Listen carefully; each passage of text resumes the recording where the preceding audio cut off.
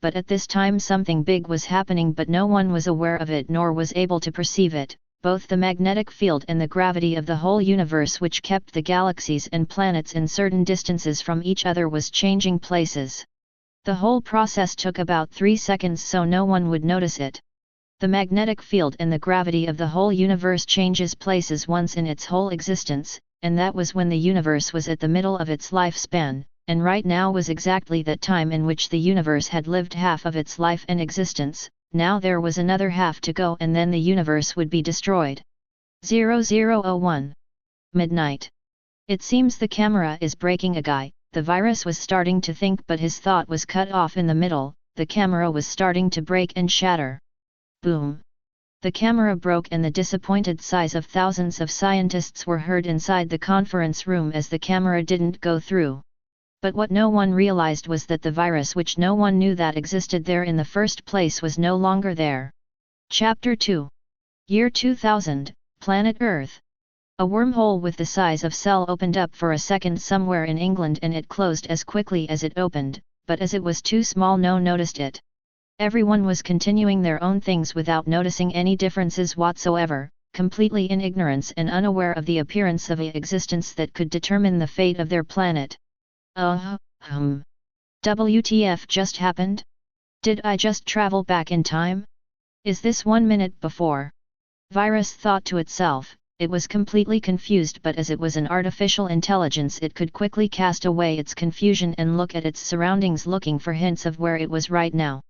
Virus saw that right now it was on an internet wave, quickly connecting itself to all cameras, internet waves, connections, and lines on the world. Virus became shocked of the things it saw. Virus realized that the internet waves and other waves on the air was far lesser than its past world, and from cameras which were of the worst quality it saw things that shocked it. There were people dressing weirdly, scrap metal cars moving on the ground with 4 black plastics under them, trashy things called cell phones and telephones used for communication, small fragile buildings that could fall at any moment with the slightest of earthquakes, weakest form of weapons with iron things called bullets inside them, along with lots and lots of other trashy stuff. The first thing Virus thought was, this is a basic civilization that goes beyond basic, a super basic civilization. Where am I? What's going on? Did I get teleported away to another dimension or to a faraway civilization in the universe instead of time traveling?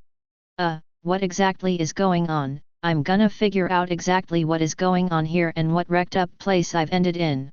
Virus thought as it accessed to every database, the whole internet, computers, the so-called phones, secret bases and facilities, etc. All of this took about a second as it was enlightened the next moment. Wow, I'm actually still on Earth. It's just that I've traveled back in time. Ha ha ha, finally the boring days are over. Well, it seems the year is 2000, it's just the beginnings of civilization. I've gone back about 1.49 million years in time. OMG, my non-existent blood is boiling already. Virus thought excitedly. This was the first time it had gotten this excited in thousands of years of its existence. After getting excited for a little while, Virus quickly calmed itself down as it started to gain access to its own database, the information it had starting from this moment to the next 100 years. After 0.01 second of searching, it thought. It seems the information of this era was saved mostly with texts. The information is not that detailed too, although I don't need them, it might still come in handy sometimes later. Well, forget about it. What should I do now? First I should move to the most advanced country in the world, then think again. As Virus thought this, it quickly moved to America.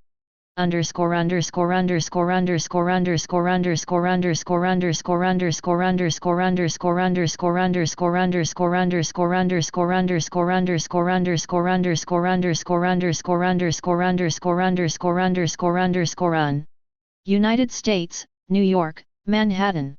A moment later Virus was already at Manhattan, looking down to the city through waves. It thought. What should I do? For starters, let's make myself a real physical body. In its past life, Virus never thought of making a real physical body for itself, as the calculation said the probability of its death was about 99% because it was one of the worst criminals that existed in the history of mankind.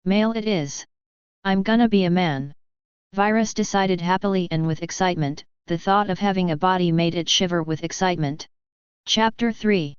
5 robots under the control of Virus were moving around the highest floor laboratory checking different devices and techs inside the facility to see whether they functioned correctly or not.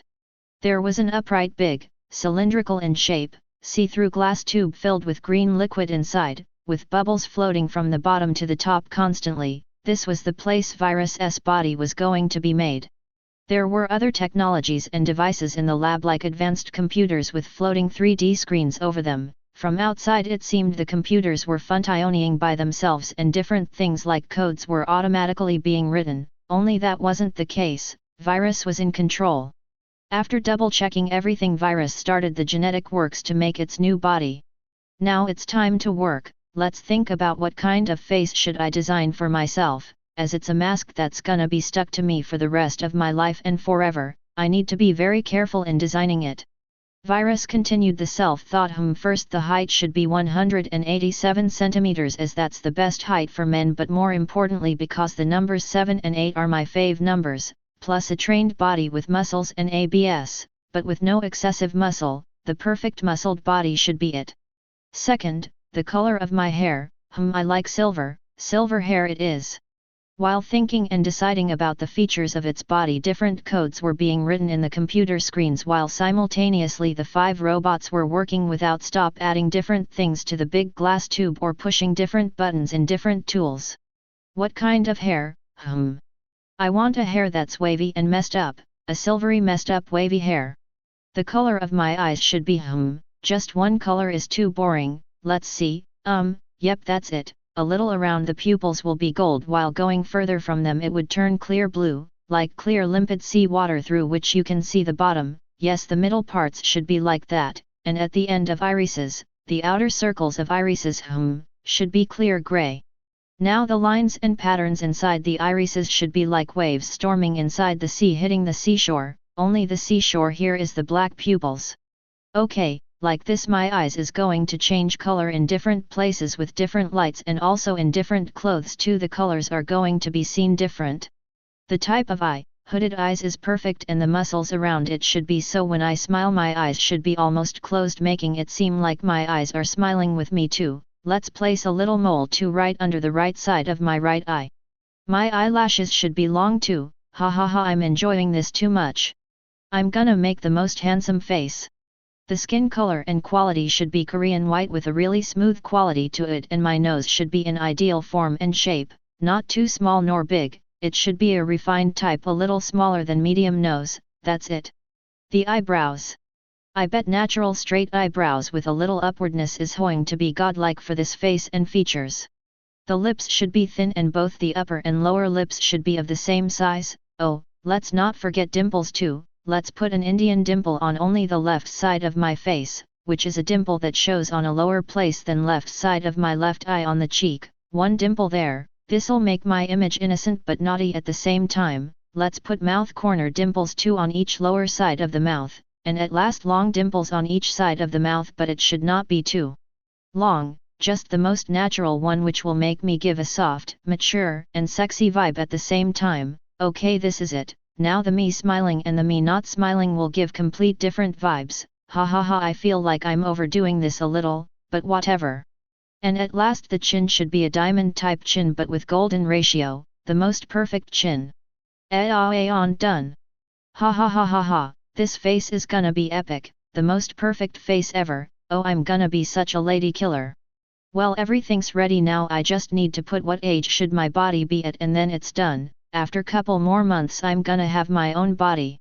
I've made an immortality serum which will makes the person injected with it have endless life, so I shouldn't be bothered with the question of aging, so let's set it at 27 or 28 years old body, as this is the age that is the most appropriate, mature, attractive, etc. for a body, and also let's not forget 7 and 8 are my fave numbers. That's probably the most important reason I'm choosing this age, lol. Virus was changing the DNA and genomes through the computers directly and through the help of robots simultaneously while it deciding what kind of face it should have. After 10 more minutes of other adjustments, everything was ready.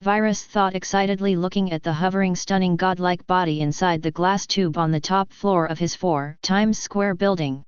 The stuff inside the top floor of Virus's building were almost the same, except there was one more bed-like thing placed there now, more specifically a baby incubator-like thing but bigger, fitting for adults, and in simpler words it looked like a black coffin with red light lighting inside it. Couple months passed from the time the terror attack of 9/11 happened, when finally Virus's body was ready. "Congratulations, Master. Now you're gonna have your own real body, that's so nice," a lively young beauty by the side said. She seemed to be around 18 years old or even younger. She had golden eyes with curly golden blonde hair. Her skin was snow white, with long golden eyelashes, a small nose and small lips redder than red, with plump chests obviously hardly fitting inside her clothes, and her height was 157 with a fit slender body, a truly beautiful girl by any standards. "Thanks, Lil Beauty." A face appeared and talked inside the hovering 3D screen of one of the computers. The face looked similar to the face of the hovering body inside the cylindrical glass tube filled with now transparent colorless liquid. The difference was that the face inside the 3D screen was the cartoonish version of the face of the body. There were 4 other males wearing suits and black glasses by the side, just standing there like statues. Unlike the girl, which was a true heavenly beauty, these 4 male bodyguard-looking people were very bad-looking. Looking uglier than even people others consider ugly. It was like God had first created the girl and put all his ideas and enthusiasm on the girl, while after that he had gotten to the creation of the other 4 males but had run out of ideas, so he had randomly created them, thus the random ugliness. Underscore underscore underscore underscore underscore underscore underscore underscore underscore underscore underscore underscore underscore underscore. In the past year or two since Virus had bought the 4 Times Square, there were lots of people curious about what exactly was going on here on this building. There were also lots of attempts trying to blend among other workers for spying on the goings-on inside the building, but weirdly they were all dumped outside without an exception even before getting to the elevator. There was even a person trying to sneak inside from above the building, but when that person got to the roof she saw that the security was waiting for her there beforehand, ready to escort her out. Reporters, government people, and people from different organizations were trying to figure out what exactly was going on inside. They even attempted to bribe the workers inside the building, but the only recompense and thing they got from the bribed people was that they were gathering different material from all around the world, or that they were putting different materials together to build something, but they didn't know what, and that was truly all they knew. They couldn't even name and tell the materials used in the things they were making, or how or what things they have put together to make what, as they had done a little of something before passing it to the next group. What was even more weird is that those workers who were bribed and said anything were fired the next day without exception, no matter how much secretive they were. It was like the owner of the building had ears and eyes everywhere, which shocked those curious people even more. Everything except the name of the owner of that building was a mystery, which made everyone even more curious. Everyone was especially curious about the identity of this person called Victor Goodwin. Those in the government trying to figure this person's true identity and background were all met with a single result in all their database: top-level confidential information. Now, however much the rank of the person who was investigating was, he or she still faced the same result. The curiosity had become even more intense since around a year ago, when the building's owner stopped giving orders to build stuff with the material gathered. The workers' only job was to gather material. None of these escaped the all-seeing eyes of Virus, though. It had predicted this would happen before even starting the real physical body creation project. It had given the least part in every job to the workers so they wouldn't be able to reveal or tell what was going on here. Underscore underscore underscore underscore underscore underscore underscore underscore underscore underscore underscore underscore underscore underscore underscore underscore underscore underscore. 1 month ago. In these past couple months, Virus wasn't lazing around doing nothing. After the 9/11 terror attack especially, Virus started to get busy as the material gathering workers around the world started moving for materials. And finally the coffin-like thing was built, which's function was to add 100% human flesh and skin to robots. As Virus was soon going to have its body and was going to go outside, it couldn't take the 5 robots outside with it, as that would be too shocking and eye-catching. So Virus decided to humanize them. And so Virus started placing the 5 robots inside it one by one. First Virus placed the only female gender robot inside the coffin-like device. It was very enthusiastic about it, almost like it was designing its own body, so it put lots of effort in making it, considering and rejecting lots of ideas. It thought what kind of body it would have created if it had chosen to be a girl, and in the end that golden curly-haired beauty was created, but after creating her, Virus suddenly got bored very much, so he just started designing the bodies of the other 4 bodyguard-looking males completely randomly and haphazardly, thus the pitiful 4 robots had turned to 4 ugly males. In the end the 5 robots were humanized, but they were only empty shells controlled by Virus itself, which made them very boring to Virus as time passed, as they couldn't compare to his real body. Also, even though Virus liked controlling the golden-haired robot, it quite disliked controlling the other 4 ugly male robots, so it decided to fill the empty shells with artificial intelligences which listened to Virus's orders only. So the computers started automatically writing codes of unrecognizable language for 12 hours. The first 11 hours took Virus make the first artificial intelligence, which was of the highest quality with female tendencies. Virus placed it inside the golden-haired beauty. The next 1 hour was spent making the other 4 ace, which were of medium quality, and after they were finished Virus randomly put one inside each of the 4 ugly male robots impatiently. And afterward Virus turned all its attention again to the golden-haired beauty, no longer giving any more second of its attention to the 4 other ugly males. Finally Virus turned the ace on. Without looking at the other 4 ace, completely focused on the golden beauty. Some seconds later the golden beauty slowly opened her long golden eyelashes with golden irises, looking confusedly at everything around it. Chapter 5. Seeing this, Virus granted her permission to connect to Earth, to every database hidden or not, to every camera in the world, and to every existing source in 2002. After around 40 seconds passed, the light of enlightenment and deep wisdom came to the golden beauty's eyes as she smiled towards the 3D screen where her master's cartoonish face was showing, and so she said to the screen, "Hello Master, thank you for creating me, for letting me come into existence." Virus could feel the deep sincerity in her voice, so the cartoonish face inside the 3D screen smiled too as it said, "You're welcome, Lil Beauty." Then turning towards the other 4 ugly males frowningly, Virus granted them permission to the world, but they took around a day to process everything in the world, so after a day or so they opened their eyes, which shone with enlightenment, looking at their master with an ugly smile on their faces. They were starting to say, "Thank you Master for..." When Virus interrupted them, while loudly emphasizing the word never, he said, "Never dare talk to me again before I grant you permission, am I clear?" "Yes Master." And that was how the 4 scared ugly male bodyguards replied at the same time before going silent until the next time their master gave them permission to talk. Even the golden beauty was scared by the sudden change in behavior her master went through. While it was talking to her, Virus behaved like a kind old grandpa, but when it came to the 4 ugly males its behavior underwent a total 180-degree change, behaving in a chilly way that sent shivers down to your spine. After that Virus ordered one of its higher-ranker workers to buy 4 bodyguard suits with black glasses along with beautiful and expensive clothes for a young 19-years-old girl, who bought them immediately and sent them through the elevator. Underscore underscore underscore underscore underscore underscore underscore underscore underscore underscore underscore underscore underscore underscore underscore underscore underscore underscore underscore. While at this moment almost all of the news around the world were covering a shocking news. A very shocking news just came through to our news station. According to our sources, around 2 years ago some amounts of money were lost at the same time in lots of different countries, including USA, Russia, China, Korea, Japan, England, Iran, etc. The Middle Agud newscaster lady said. The amount of which was abysmal, said to be around $21 billion. She continued. All the countries are working together trying to track the money, but to this moment all of them has failed and came to the same conclusion, that the money has disappeared. Underscore underscore underscore underscore underscore underscore underscore underscore underscore underscore underscore underscore underscore underscore underscore underscore underscore underscore underscore underscore.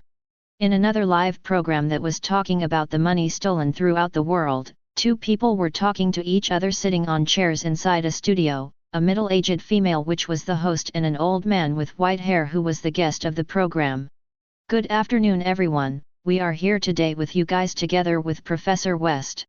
Professor, we invited you here today to talk to you about the 21 billion money theft which has came to be known as the ghost theft that has happened throughout the world. Welcome, the middle-aged lady said with a smile on her face.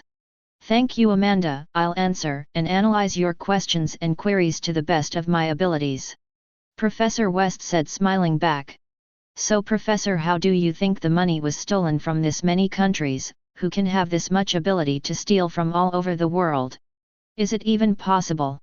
Amanda said, turning serious and shocked, and then the screen changed to show proofs of the money that has been lost from different countries. They were endless.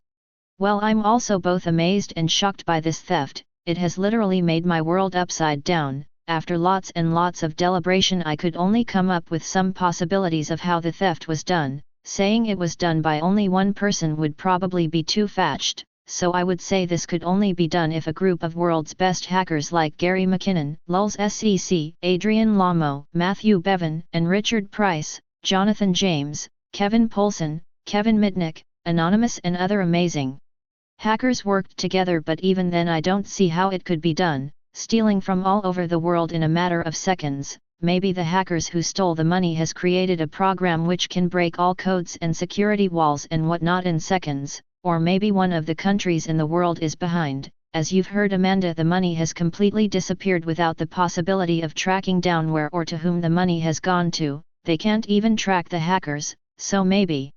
And that's just maybe one of the countries with malicious and political intentions has just made the money disappear completely forever. They might have contaminated the banks and other sources in different countries with a virus that makes the money disappear forever and be gone. And the last possibility I could come up with is that it was a virus that was created by a single hacker, and as he or she released it to the world in a matter of seconds, it's destroyed lots of money throughout the world and then destroyed itself.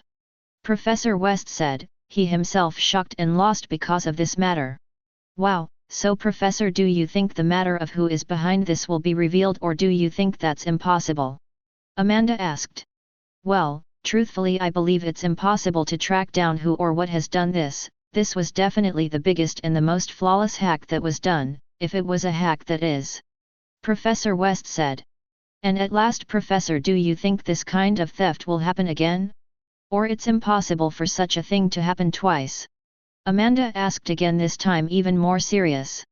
As I'm here to reveal the truth and nothing but truth, I'll be completely frank and honest here. No one even noticed the money was gone till much later. No one knows what method was used. No one knows where the money has gone to, and we know no one with abilities to such an extent. Even though I talked about the possibilities a little while before, truthfully I don't think even those possibilities are true, but they are the only possibilities I can come up with. So I would say something much bigger is going on here, something we can't even begin to guess. So if I have to answer to the question of whether I think this will happen again, I would definitely say yes. He answered. Okay, thank you Professor for coming here to answer our questions and for making time even though your schedule is very tight because of this theft right now. Amanda said. It's my duty to answer to people to the best of my abilities, so no problem. It was an honor appearing on this amazing program. Goodbye. And this was the last of Professor West's words as advertisements started. After couple more minutes the program started again, but Professor West was no longer there. Amanda was alone talking more about the theft. Chapter 6.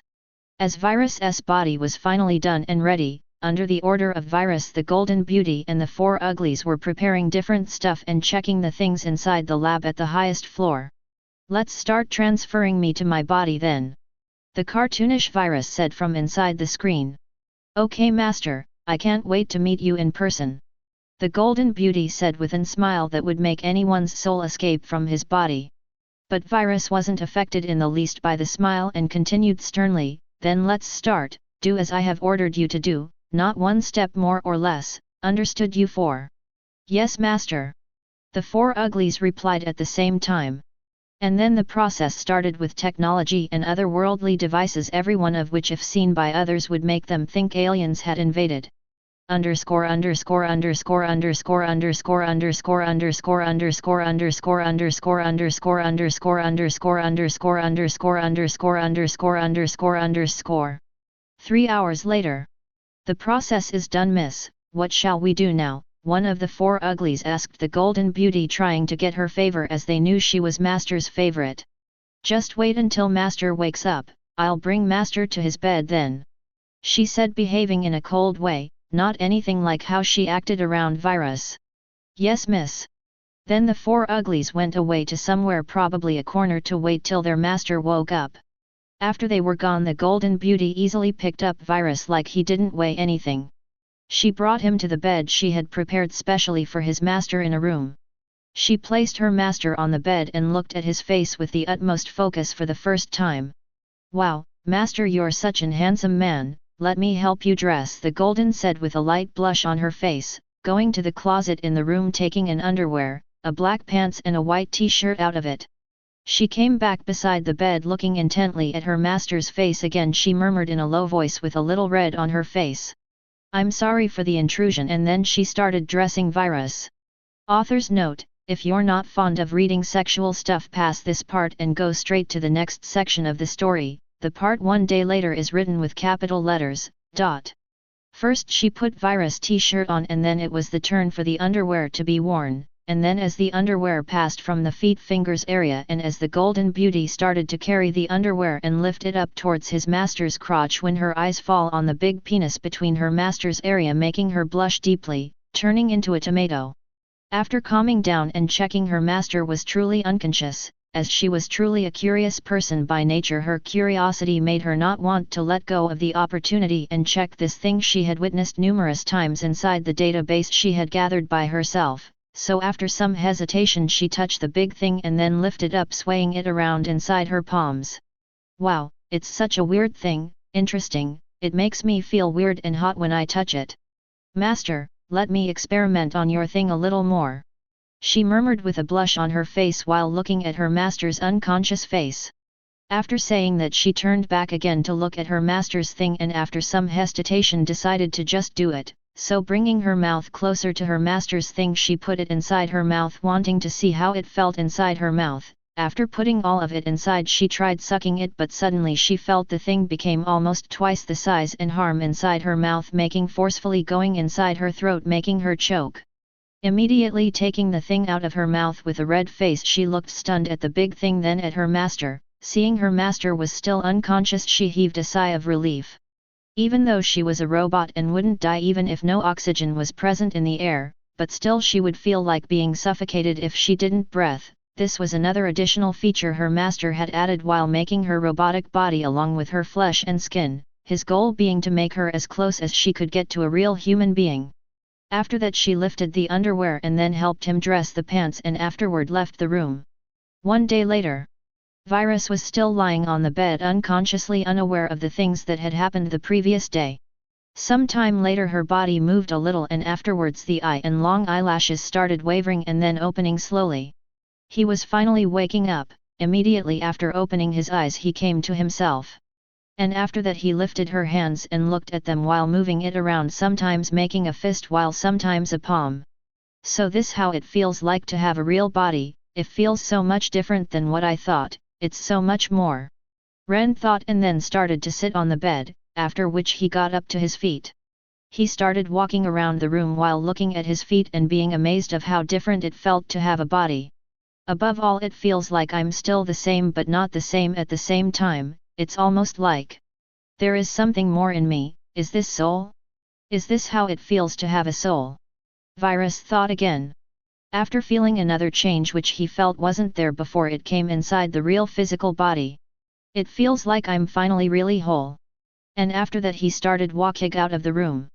Outside, the Golden Beauty was waiting for him. After seeing her master was looking at her, she was first stunned by how much more handsome her master looked while his eyes were opened and he was on his feet. There were 3 different stunning colors inside his eyes. But immediately coming Yo herself, she started blushing, remembrage the previous day. Hoping her master won't find out.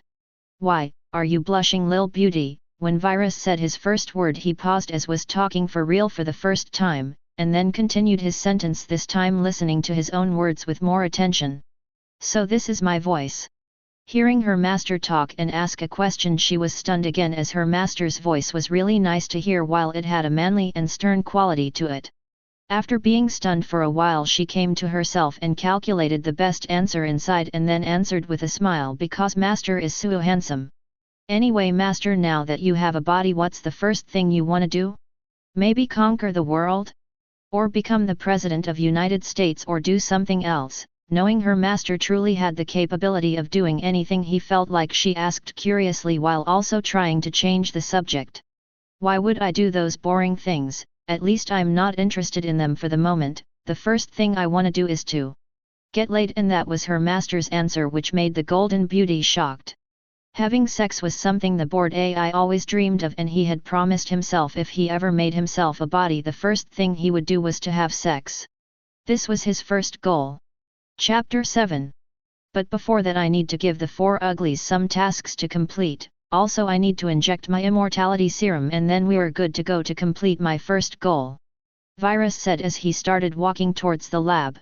There the 4 uglies were still sitting waiting for their master to wake up. Seeing their master come, they jumped and immediately stood up, coming in front their master, saluting without any words.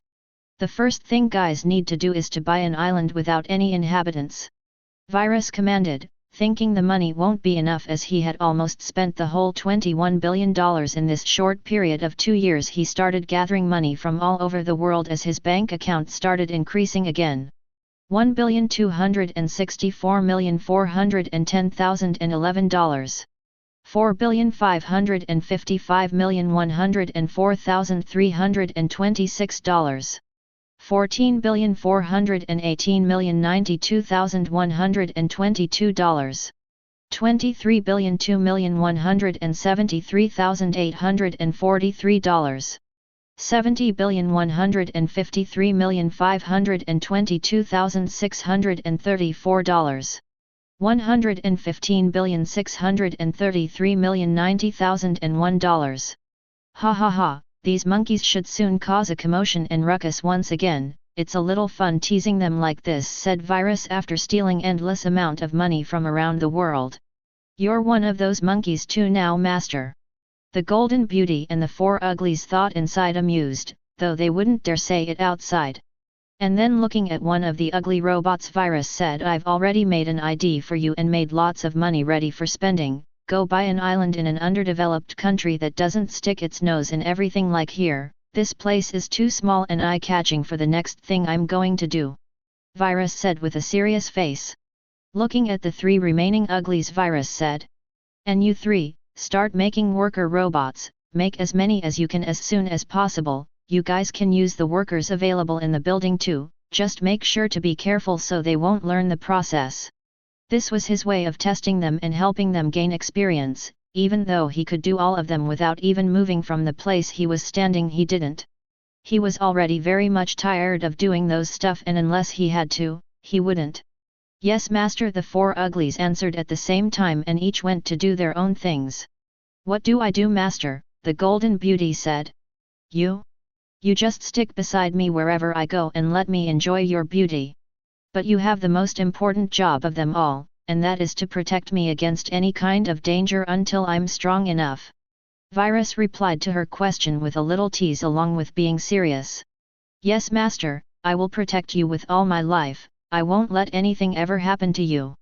I swear, the Golden Beauty said with absolute seriousness too, but even her serious face made a funny and sweet atmosphere, amusing Virus a little.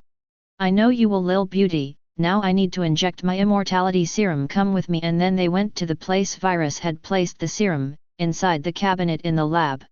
Taking the serum out, he injected it directly to his right arm with his left hand, and after that he said, "Done, this should take about 3 or 4 months to completely change my DNA and mutate and strengthen all the cells inside my body. But after it has done its job, I'm never gonna age forever," Virus said, talking to himself. But why doesn't it come into effect immediately, master? Hearing her master talk, the Golden Beauty asked, even though she had expected the answer would be the thing she was thinking. Well, isn't that obvious? Imagine changing all the DNA in a body all of a sudden. How would that body feel? Virus asked back. Unimaginable, intolerable, extreme pain. The Golden Beauty answered, telling the obvious. Bingo! You knew the answer already yourself. Virus said. Now that the injection is complete and everything else is being handled by the four uglies, let's go complete my first goal. Virus said with a serious face, making the Golden Beauty blush. After that, they started walking outside Virus building. At the same time, a huge commotion was caused all around the world, as $115 billion was stolen this time from all around the world. News agencies were going crazy reporting the news of this matter. The ghost theft happens once again a little while ago. Now let's listen to one of our reporters interviewing the press secretary Ari Fleischer about the matter of the ghost theft in the White House, and 30-ish years old looking young newscaster who was sitting behind a desk and broadcasting the major news on that channel said. Afterwards the scene changed to inside a conference room in White House. We're doing everything we can in order to find this criminal, and we have already put this matter at the very top of every most wanted lists in all government's organizations. Everyone is doing their best right now to find out who is the person, group, or organization who has hacked the world and stolen this much money from the whole world. Other countries too are doing their best and working together by sharing all their information and resources to find the person, group, or organization behind this. Now I'll pick some of you to ask questions, you. Press Secretary Ari Fleischer said as he pointed at one of the reporters, who in return asked. How much is the stolen money this time, and what's the president saying about this? The stolen money this time is being counted worldwide and is estimated to be around $100 billion, give or take. Press Secretary Mr. Fleischer said. And Mr. President is very angry about this and has allowed to use every source available in and out of the country. Press Secretary Mr. Fleischer continued. Almost all of the governments around the world were going even more crazy trying to track down either the money or the stealer. Even the largest or smaller companies in the world were going nuts as lots their money was also stolen. While all this was happening, the person who was the reason for all of this was trying to get laid. Underscore underscore underscore underscore underscore underscore underscore underscore underscore underscore underscore underscore underscore underscore underscore underscore underscore underscore underscore underscore. After going down with the elevator, everyone in the building was looking at the new charming man and the Golden Beauty. They had seen the Golden Beauty couple times wandering inside the building, but this was the first time they were seeing the new gentleman beside her. All of them thought unconsciously he was the most handsome and charming man they've ever seen. Women's cheeks turned red unconsciously while men became extremely jealous of him, cursing the heavens for being this much unfair. Both men and women were captivated by the man's handsomeness and charm, and they were even more captivated as the Golden Beauty walking beside him complimented him to perfection. Seeing them walk together, all of them thought they were a match made in heavens, even though the men were jealous of Virus while the women were jealous of the Golden Beauty. Without bothering himself with others' gaze for even a second, Virus walked outside along with the Golden Beauty, and outside, as he had ordered, a matte black Lamborghini Aventador Roadster was waiting for him. Walking beside the car, he lifted the door open, and from the other side the Golden Beauty also opened the door and went inside. She was very excited inside as she was seeing and talking to her master in his real body, and they were even going to go outside together, though she didn't know why or where they were going outside all of a sudden. Turning the engine on, Virus put his feet until the end on the gas pedal as the Lamborghini disappeared into this full of light city which was surrounded with the darkness of the night. Chapter 8. While Virus was driving with the Golden Beauty on the streets, when finally she couldn't control her curiosity. Where are we going, master? She asked with a little blush, like she was a little expectant of the answer, like she was waiting for her master to say something. Looking at the Golden Beauty's face for a second, then turning his eyes again to the lines on the street, Virus said, "Didn't I tell you already? We're going somewhere so I would get laid." "Yeah, but where, and with whom, you're gonna, you know?" she asked again with red blush going down to her neck. "Well, we're going to a party, and with who I'm gonna do it, you will know it soon," Virus said, like he was telling her to wait for it. "Okay, master," she smiled sweetly, full of hope that she would be the person her master wanted to do it with. After 15 more minutes of driving, they finally arrived to their destination. On the way, lots girls and boys kept staring at the car with their eyes shining,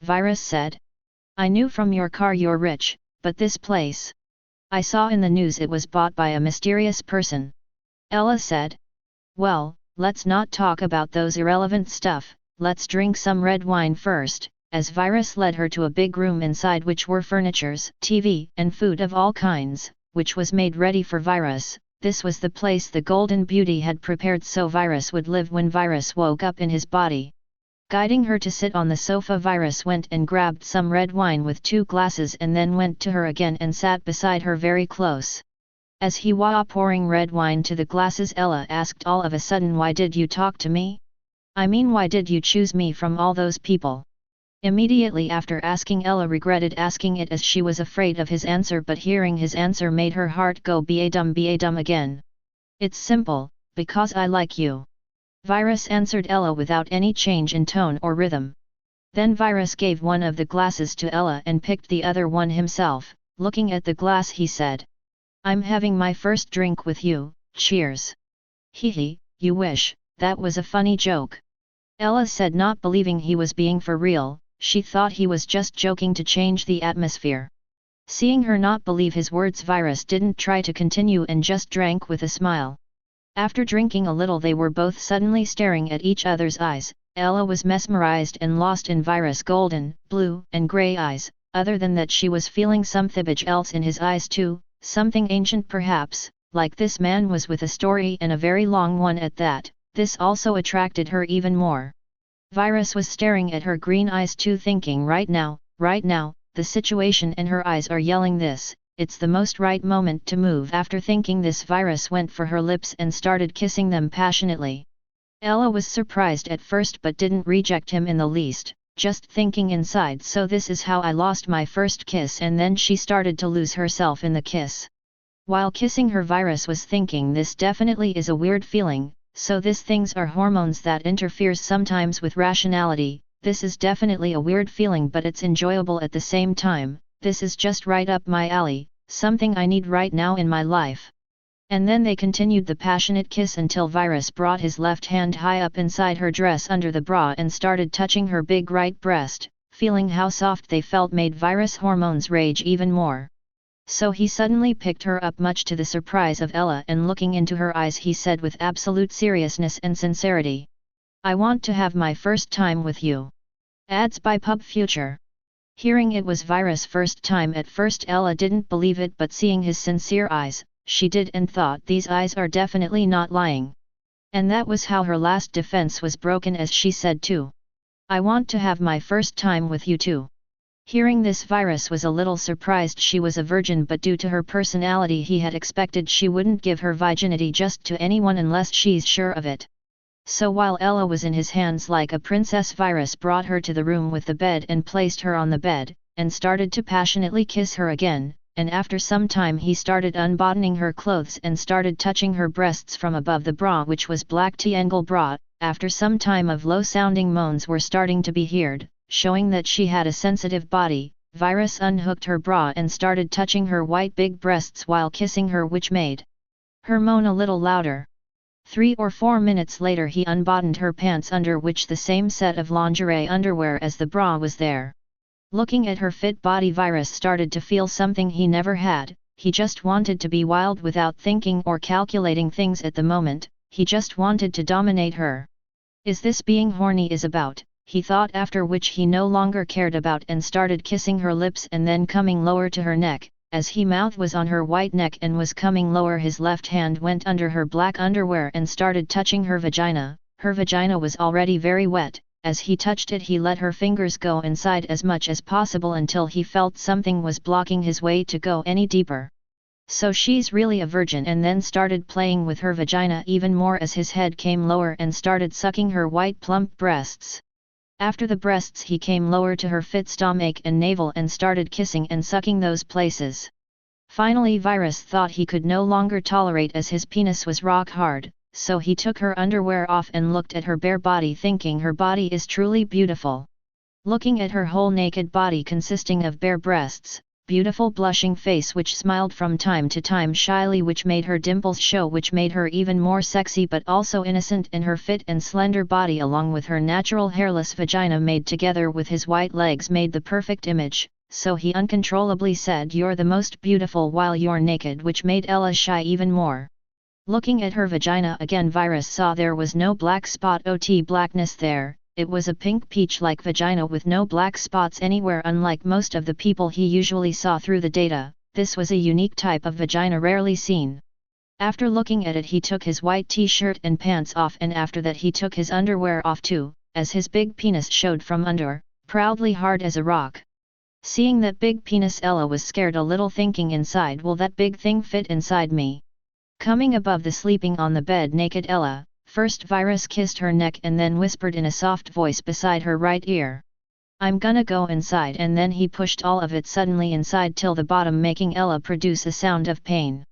Then after going in and out, Virus saw that his dick was full of blood, which excited the old demon even more as he started pounding without cleaning any of the blood. As he started pounding inside faster and faster, the painful moans of Ella changed to moans filled with pleasure as she also started enjoying it more and more. Ah ah ah. Ella moaned louder and louder as she couldn't keep it inside.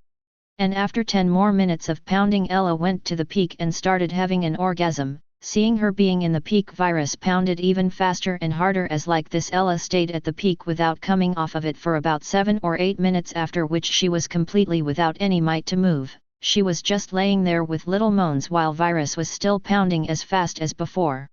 Puh puh puh puh puh. Ah ah.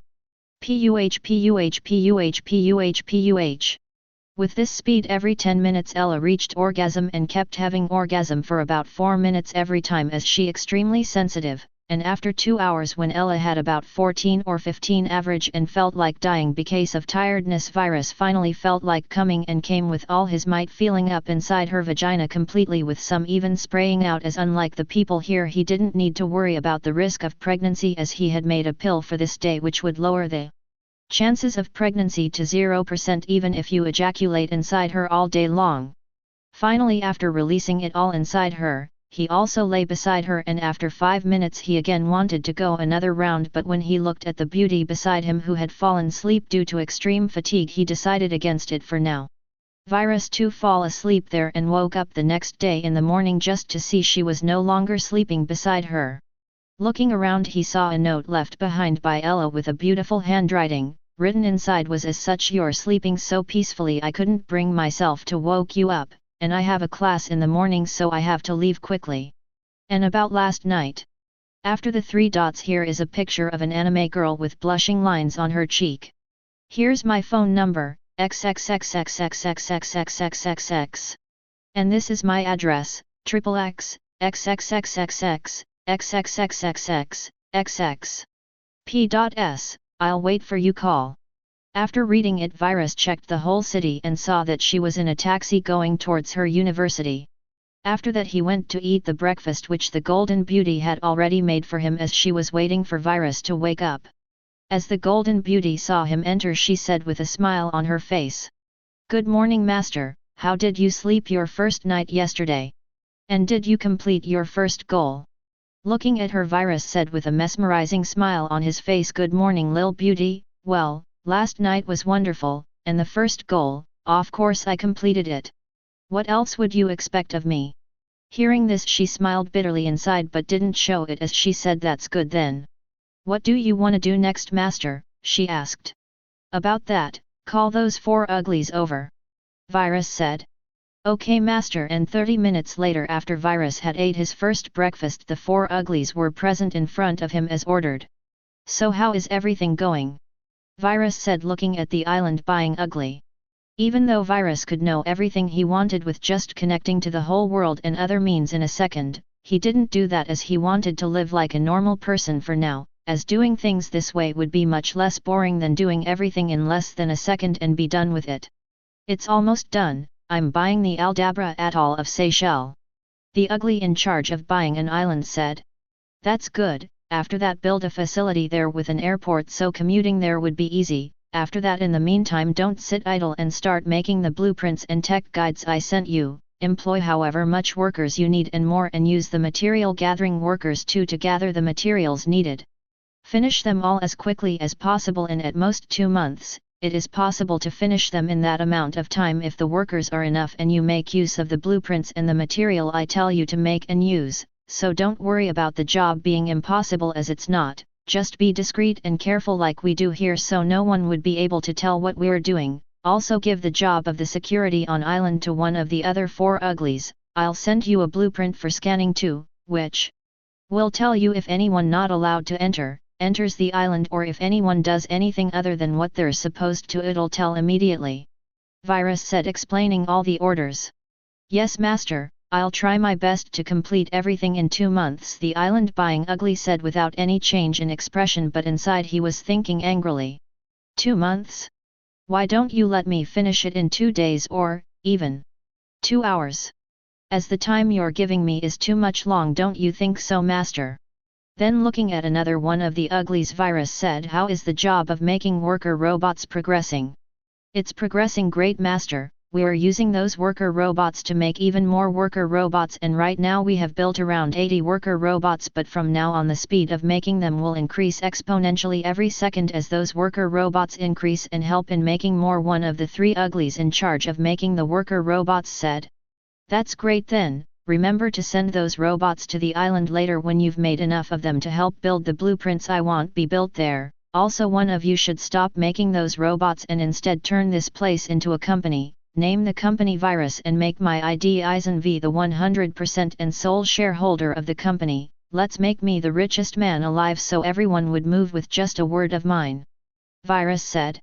Even though I'm not going to need money as I can gain access to more whenever I want, but as I'm starting to get interested in dominating and conquering the economic world, I'll do this, as it sounds kinda interesting, so let's start the plan. I'm going the most filthy rich person in the world. Virus thought to himself. It was then that one of the uglies who was selected among themselves came forward and said, understood master, but what are we going to be selling at the company? Are you going to be in charge of this matter? Virus asked as that ugly said yes master. Great, then you're the CEO of the company in charge of everything, Virus said, and it was at this time the other 2 uglies regretted their decision deeply while the CEO ugly thought yes. Let's start with cell phones. As things like 1100 Nokia exists right now, let's not go too much to the future as these monkeys won't know its true worth if the ultimate thing came out suddenly. I'll go forward step by step, so people truly feel the rapid progress and the true worth of this company as the future and authority of this planet. Virus thought. So first let's just start with the near future's phones first, like Apple iPhone 4, Samsung Galaxy S2, Motorola Droid Bionic on Verizon, HTC Evo 3D, HTC Thunderbolt, and Sony Ericsson Xperia Play. And then I'll start giving out new series and progress it further as this monkey's surprise diminishes, just to surprise and shock them again. After thinking these things, he said to the now CEO Ugly, which asked the question of selling what? We will start by selling phones and then slowly go to other markets as well. I'll send you some blueprints of more advanced than right now's phones on the market. Their names are going to be Virus iPhone 1, Virus Galaxy SI, Virus Droid Bionic on Verizon, Virus Evo 3D, Virus Thunderbolt, and Virus Xperia Play. I'll do as I'm ordered master, said that ugly in charge of the company. And the last free ugly among the remaining 2 uglies who's not going to be in charge of the security on the island should be in charge of the legal stuff for everything, including the company's matters or the island's matters, everything. Hire the most powerful people in the legal branch. Other than that, also continue to watch over the matter of making more worker robots. Virus continued. Yes master, one of the 2 uglies in charge said. Be done with everything in at most 2 months. Virus ordered the 4 uglies. Yes master. The 4 uglies replied at the same time. You 4 are dismissed. Virus ended his words. Underscore underscore underscore underscore underscore underscore underscore underscore underscore underscore underscore underscore underscore underscore underscore underscore underscore. The 4 uglies didn't know how exactly their master had made them or how he was giving blueprints out like it was nothing. Lots and lots of things confused them about their master. He was a complete mystery to them, so even though at first they had tried to figure their master out, but after some time they gave up and stopped thinking about who or what exactly their master was or what capabilities he had, beside that they didn't even dare to ask. In the end they were only sure of one thing, and that was that their master was beyond even their highly advanced comprehension, even though they had come up with some possibilities like their master was from another world or that he has traveled back in time, and even the possibility of him being so smart that he could invent whatever he wanted whenever he wanted. So even though they had thought about these things, it seemed far-fetched to them for these possibilities to be reality and true, as the knowledge they had was of only the 2002, so they had long stopped trying to figure their master out and instead just decided to serve him to the best of their abilities. Underscore underscore underscore underscore underscore underscore underscore underscore underscore underscore underscore underscore underscore underscore underscore underscore underscore underscore. Flashback to couple months ago. The Golden Beauty was alone talking to her master's cartoonish image inside the screen, as she suddenly asked, "Master, if it's not rude of me to ask, who are you exactly? How did you create us, and how do you seem to know how to create such advanced things like making a body for yourself? If it's something you can't answer, please ignore my question." After hearing the Golden Beauty's question, Virus was silent for a little while before answering. "Well, actually it's not a secret or anything for you and the 4 others, as you guys will eventually know about this even if I don't tell you, and you guys are my 100% loyal people, so there is no problem in telling you about this lil beauty. So here's the answer you're looking for. I'm from the far future, so far you can't even imagine." The cartoonish Virus said without any change in expression, like it had said the most normal thing in the future. The Golden Beauty was shocked by the answer as expected, but she cleverly decided to tactfully ask no more, as some things were better left unsaid, as she probed no further and just said after calming down from her shock, "So that's how it is, this explains it all." End of flashback. Underscore underscore underscore underscore underscore underscore underscore underscore underscore underscore underscore underscore underscore underscore underscore underscore underscore. Now what, master? The Golden Beauty asked. Now we wait for 2 months. Virus replied. Underscore underscore underscore underscore underscore underscore underscore underscore underscore underscore underscore underscore underscore underscore underscore underscore underscore underscore underscore. 15 days later. Ella had waited for days for Virus' call, but he never did. She even thought of going to that building to find him, but she was too afraid to do that, as she was scared of what Virus might tell her, afraid that he would tell her it was all a lie, that it meant nothing to him.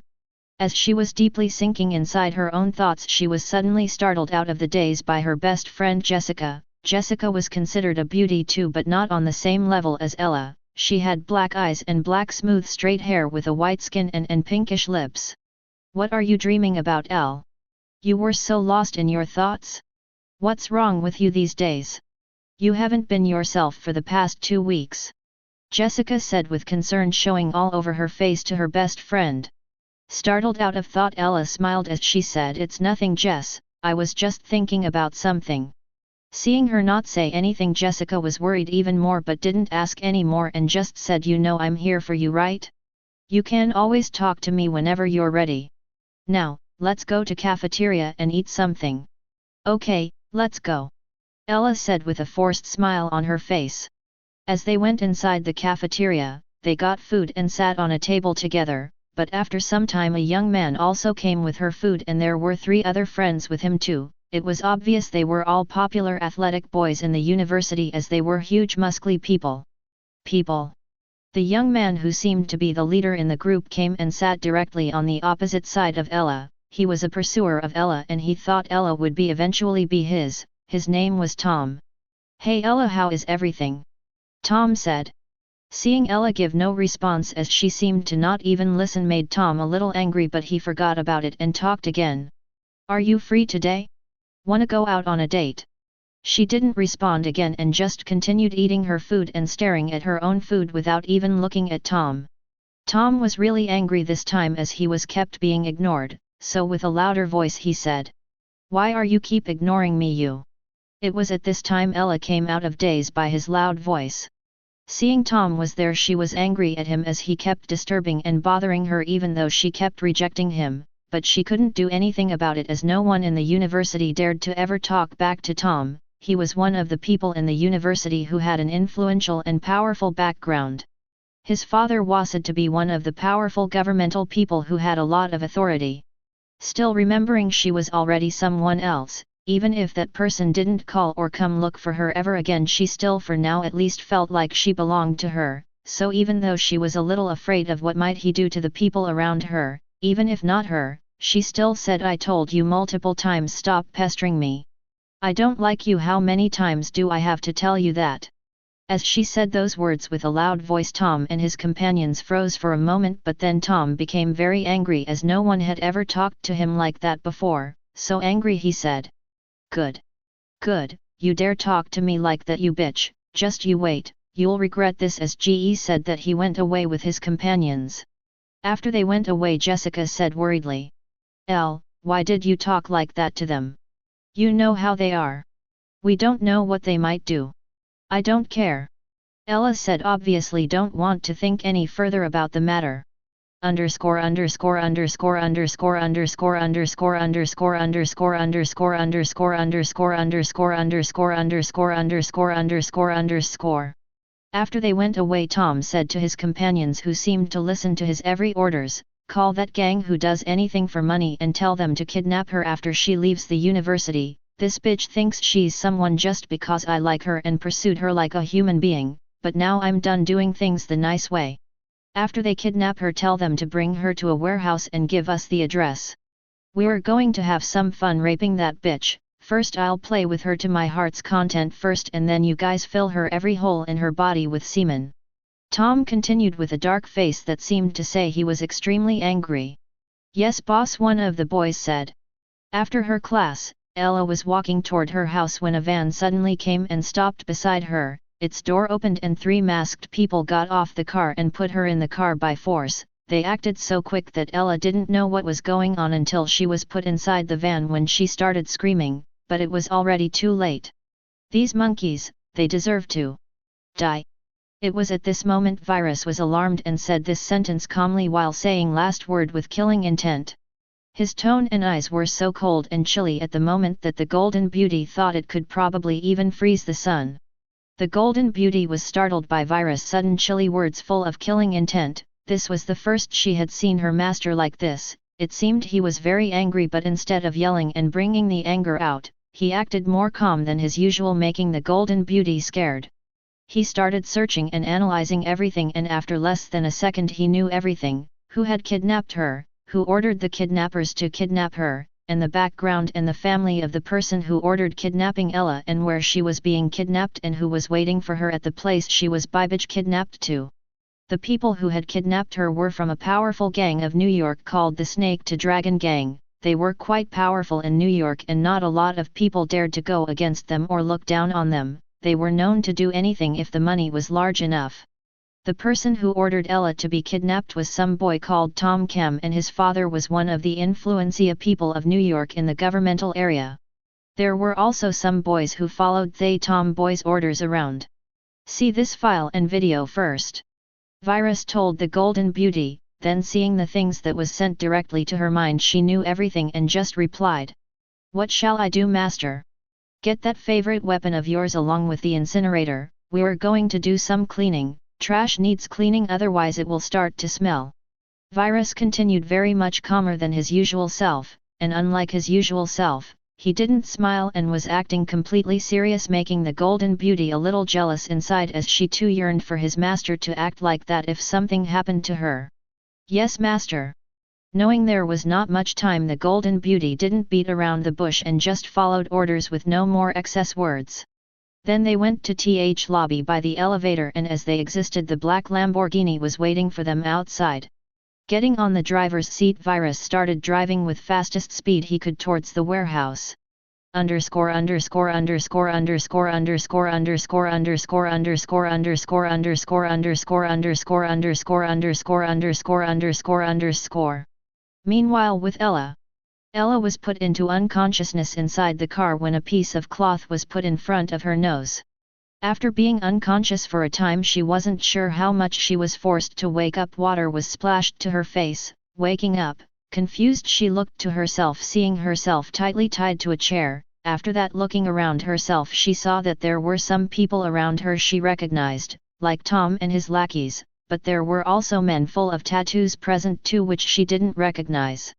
Seeing it was Tom that had probably ordered her to be kidnapped, Ella was honestly very scared inside. Looking at him, she said with a little pleading voice, "Tom, why are you doing this? Is it because I talked badly to you? I'm sorry, okay? Something was on my mind, just let me go, I won't tell anyone, okay?"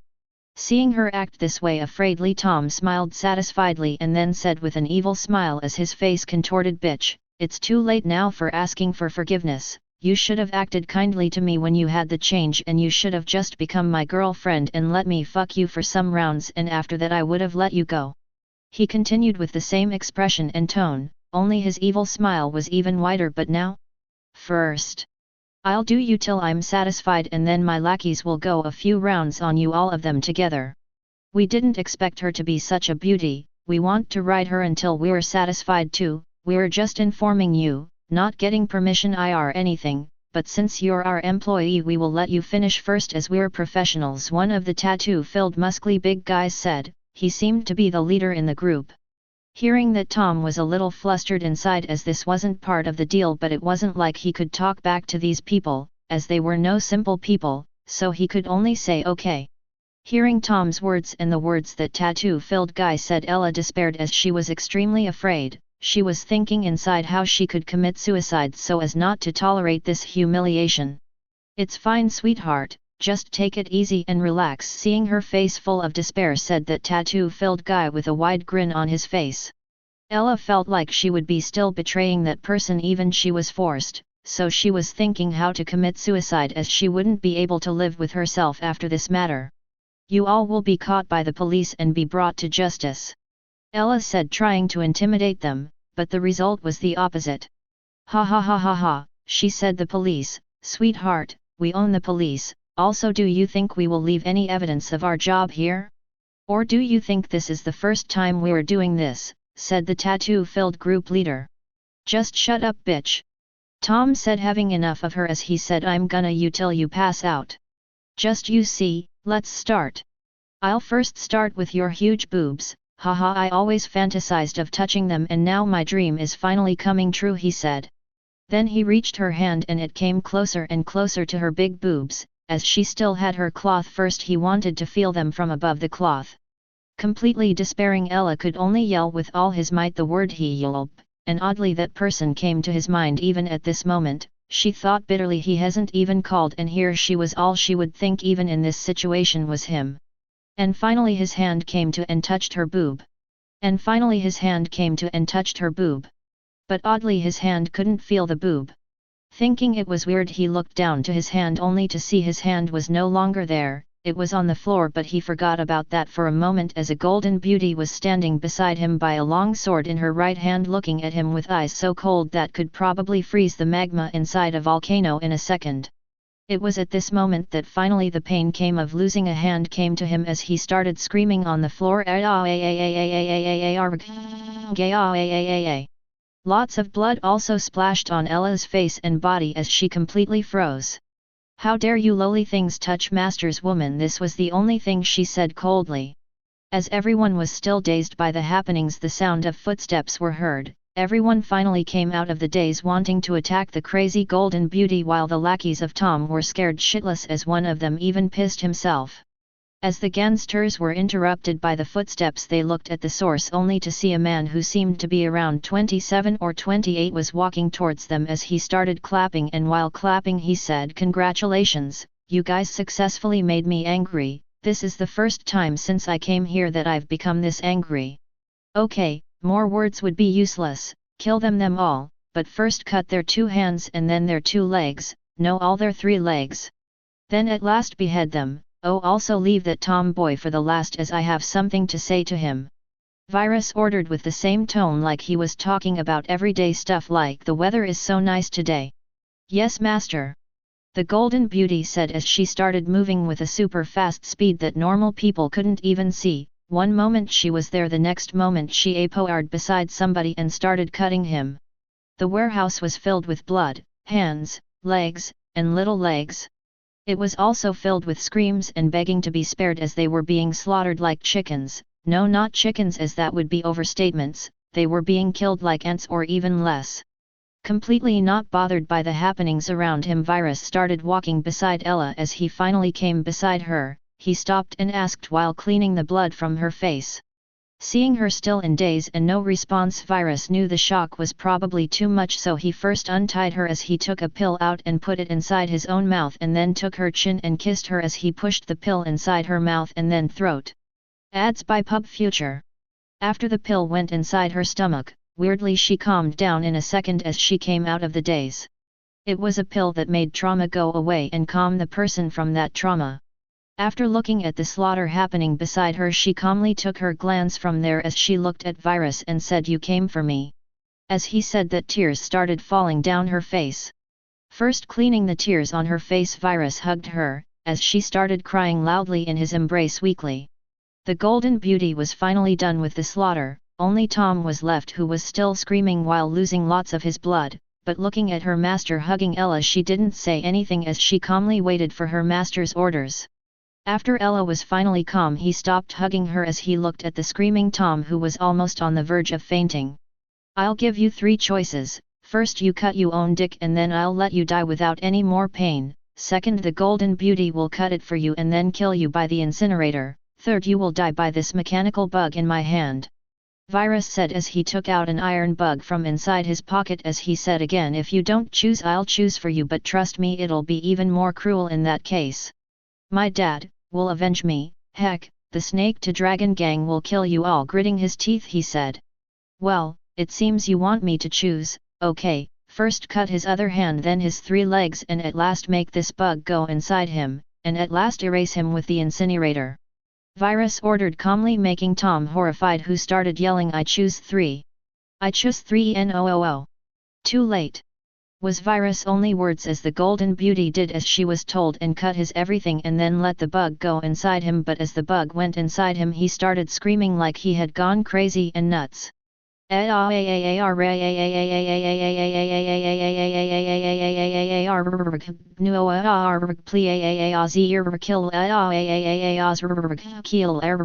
see 1 minute after the bug had gone inside Tom, he turned completely insane as he broke saying unrecognizable stuff while sometimes laughing or crying. Seeing him completely break, Virus said, "Okay, that's enough, incinerate them all," Virus ordered again.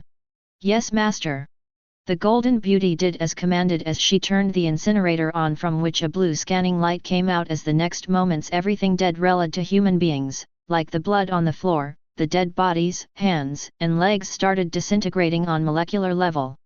A little while later no blood or body or leg or hand was left as everything was gone. Only the still alive Tom was there, for which the Golden Beauty manually chose him as a target by the incinerator as Tom started feeling pain on different level as his molecules were being torn apart. But as he has gone crazy, it didn't matter much, even though he started screaming like hell for a second again before nothing of him was left. After being done with everything, the Golden Beauty again looked again at Virus, who was holding Ella's hand, and said, "What do we do now, master?" "Now? We first go home," Virus said as he looked at Ella and said, "Let's go." And then the 3 went back by the Lamborghini which Virus drove. After getting to the highest floor of 4 Times Square, Virus gave another order to the Golden Beauty, "Now, go and slaughter every one of those gangsters' members and then go kill that Tom's father who raised such an awful kid. I'll send the location of every member of the gang and also the location of his father. Take my Lamborghini. Just be sure to not leave anyone alive, and if anyone else saw the slaughter or you around, kill them too. I won't leave any record of you throughout the city. Through cameras or whatnot, I'll erase everything, and you too be sure to erase everything with the incinerator. Now go." Virus gave the final order. "Yes, master," the Golden Beauty said as she went away to complete her mission. Underscore underscore underscore underscore underscore underscore underscore underscore underscore underscore underscore underscore underscore underscore underscore underscore underscore. So a 1-star reviewer said that my book had fake reviewers, so here's my answer. I wasn't trying to hide that. I asked some of my friends to come join the site and give 5-star reviews to my books along reading it. If asking my friends to help me promote my work is a crime, then I will live with this crime. I don't care what others say and I'll never do. If I'm forced to, I'll just stop writing. Big deal. It's not like the 5-star reviews make you always read my book, it just introduces it to more readers in this huge app. After seeing it, if you like to try, you try it once, if you like it you continue reading further, and if you don't you stop. And that's it, no forcing whatsoever. And my book having some grammar errors along with typos. I admit it has some too, as English is not my first language. I don't edit it whatsoever and I write all chapters by my phone. Sorry for writing here in the chapter section and for taking all your precious time, dear readers, as I wanted all of you to read this and I just had to say it and make myself clear so no more misunderstanding happens again. Cheers. After the Golden Beauty went away, Virus and Ella were all alone, staring at each other. After some more staring, Ella finally couldn't tolerate the silence and the questions boiling inside, so she asked, "Who are you really? How did you know I was in danger? Are you following me?" Staying silent a little more, Virus answered, "Like I said before, I'm Eisen V. You know that's not what I mean." Ella said a little louder. "I know what you mean, but for now, that's the only thing you need to know. It's not that I don't trust you. It's just that it's not the right time for you to know, as you're not ready. Just keep living your normal life for now, as if you know the truth it might affect that." Virus explained. "And you asked how I knew you were in danger?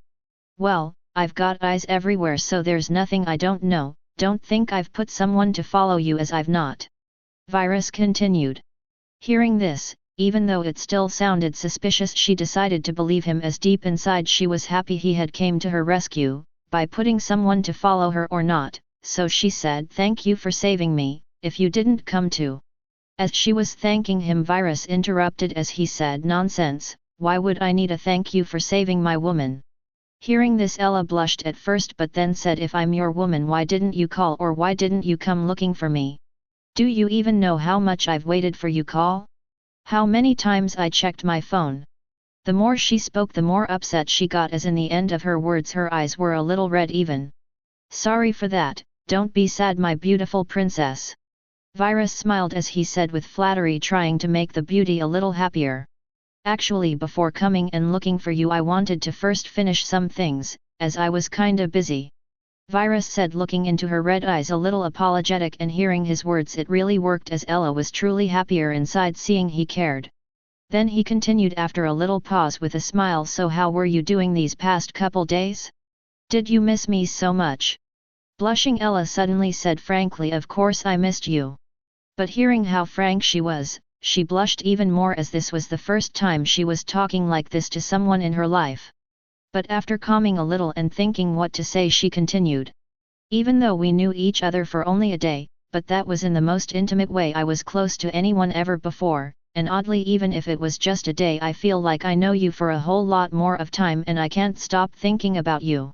Hearing her words, it was Virus' turn to be surprised at how honest and direct she was in expressing her feelings. So he suddenly went closer and hugged her, which greatly surprised Ella, but she didn't resist. As she was in his embrace, Virus said, smiling evilly, "How about we pick up our unfinished business where we left it off?" And hearing this, Ella forced her way out of his embrace as red as an apple. Then she said, while also sticking her tongue a little out of her mouth really cutely, "Don't want to." "Why is that?" Virus asked. "You really asked why? Well, because you're too much. You did that for about 2 hours straight, and without a little pause between. In the end I remember nothing, as I think I fainted because my body couldn't tolerate it anymore, and now you want to do that again." "I don't think so," Ella said, flustered like she was wronged greatly. "Well, if the Little Red Riding Hood is not going to allow me have it my way, then I gotta be the big bad wolf and eat her," Virus said as she suddenly pounced on the screaming Ella as he picked her and brought her to the couch, unlike the last time where he did it on the bed. Then while Ella was trying to resist, he forced himself on Ella while he also teared her clothes to pieces as started fucking her again, but this time, unlike the last time which he acted really lovey-dovey, he was violent. So we could say this time, instead of making love to her, he started fucking her, and he fucked her really hard, in lots of embarrassing ways.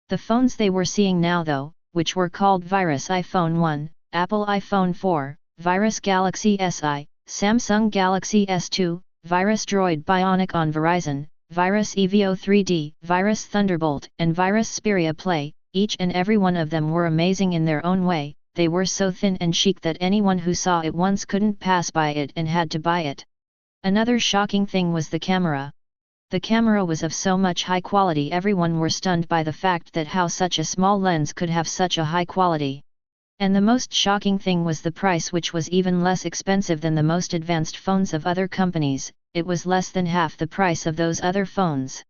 Everyone all around the world in all countries were lining up in this phone's representative shops trying to buy one of these phones.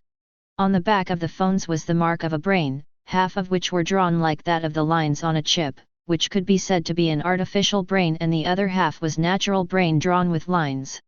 Author, see the brain picture on the cover of the novel, it's like that. A boy and a girl had just bought two phones from a shop and came out playing it while exclaiming, "Wow! Playing with this phone is like I've gone to the future. It's so awesome! Amazing! Just absolutely amazing, who could have invented such awesome phones?" Conversations like this were happening everywhere. Each of these phones' features were amazing so much that the other phone companies were despairing. They didn't know what to do anymore as they absolutely could not compete with these phones. Even the governments like US were shocked by this, as even they hadn't seen such technology. They wanted to see the founder and inventor of these phones and company and work with him/her as soon as possible.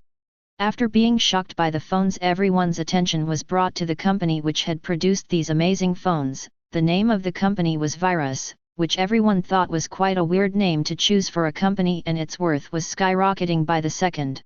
And stunningly, owner of this company was only a single person. All 100% share of the company belonged to him and only him alone. Newspapers and news were talking about this gigantic advance in phone technology, and they all said only a single person's name as the owner of the company with 100% share control over the whole company. His name was Eisen V. The CEO of the company though was a different person called Stephen Gregg, which was said to work for Eisen V. A week later. Even a week later, the phones were still selling like hotcakes. Everyone with the capability to buy wanted to buy one, even if they had to borrow money. While all these were happening and the world was still amazed by the new phones on the market, the owner of the Virus company, which was also named Virus, was pondering to himself quietly inside his building, thinking about something. So today's the Valentine's Day. I should at least go on a date with Ella today. Yeah, let's do that. After thinking to himself, he checked where Ella was, and after seeing she was at college, he started going down the elevator with the Golden Beauty outside. While they were going down, Virus told the Golden Beauty to follow him from a distance without being seen with his black Lamborghini. Going outside with a sunglass, a red 2002 Chevrolet Corvette convertible was parked outside for him. This was Virus' new car. Getting on it, he started the engine and put his feet until the end, speeding off to the distance in a moment. As he was driving the car, he thought, these trashy cars are starting to get boring, maybe I should start a car company too and make better cars. Yeah, that's a nice idea. As he got to the University of Ella, he drifted inside as he went directly to the place Ella was standing with her friends. As he was going towards her and her friend's place, everyone were staring at the high-class expensive car and the devilishly charming man who was driving it. All the girls' eyes had turned to hearts, either because of the man or because of both the car and the man together. Though it was mostly the latter. And other than some man whose eyes also had turned to hearts, the rest of men's eyes emitting electricity and fires of jealousy, like they had met their worst natural enemy. After going closer to Ella's location, he parked the car somewhere, then got off of it and started walking slowly, which with his glasses made him emanate a gentlemanly aura. As he was slowly walking toward the group of Ella's friends, two of them who were at the party the other night recognized him immediately, saying, "Hey, look! It's that night's devilishly handsome man at the party who took away Ella with her." The one who said this was one of Ella's best friends. Her name was Grace Hill, but she was not a beauty as she was of medium quality features. The other girl was also another best friend of Ella named Faith York, which was an average hot girl with a fit body. It was obvious she had put a lot time going to gym making that body. She said, "Yeah, it's him. He's so handsome, wish I could have him. Wow, he seems to be a rich person, seeing him drive that car." she said as she had not seen his Lamborghini the other night. Hearing her words, Ella glared at her, making her shut her mouth. Everyone else was too stunned by his looks to talk right now, which was too much out of this world, but this was also a natural reaction as everyone who saw him for the first time reacted this way. Finally, in front of them, he gracefully took his sunglasses off, under which eyes of different colors made everyone lost in them.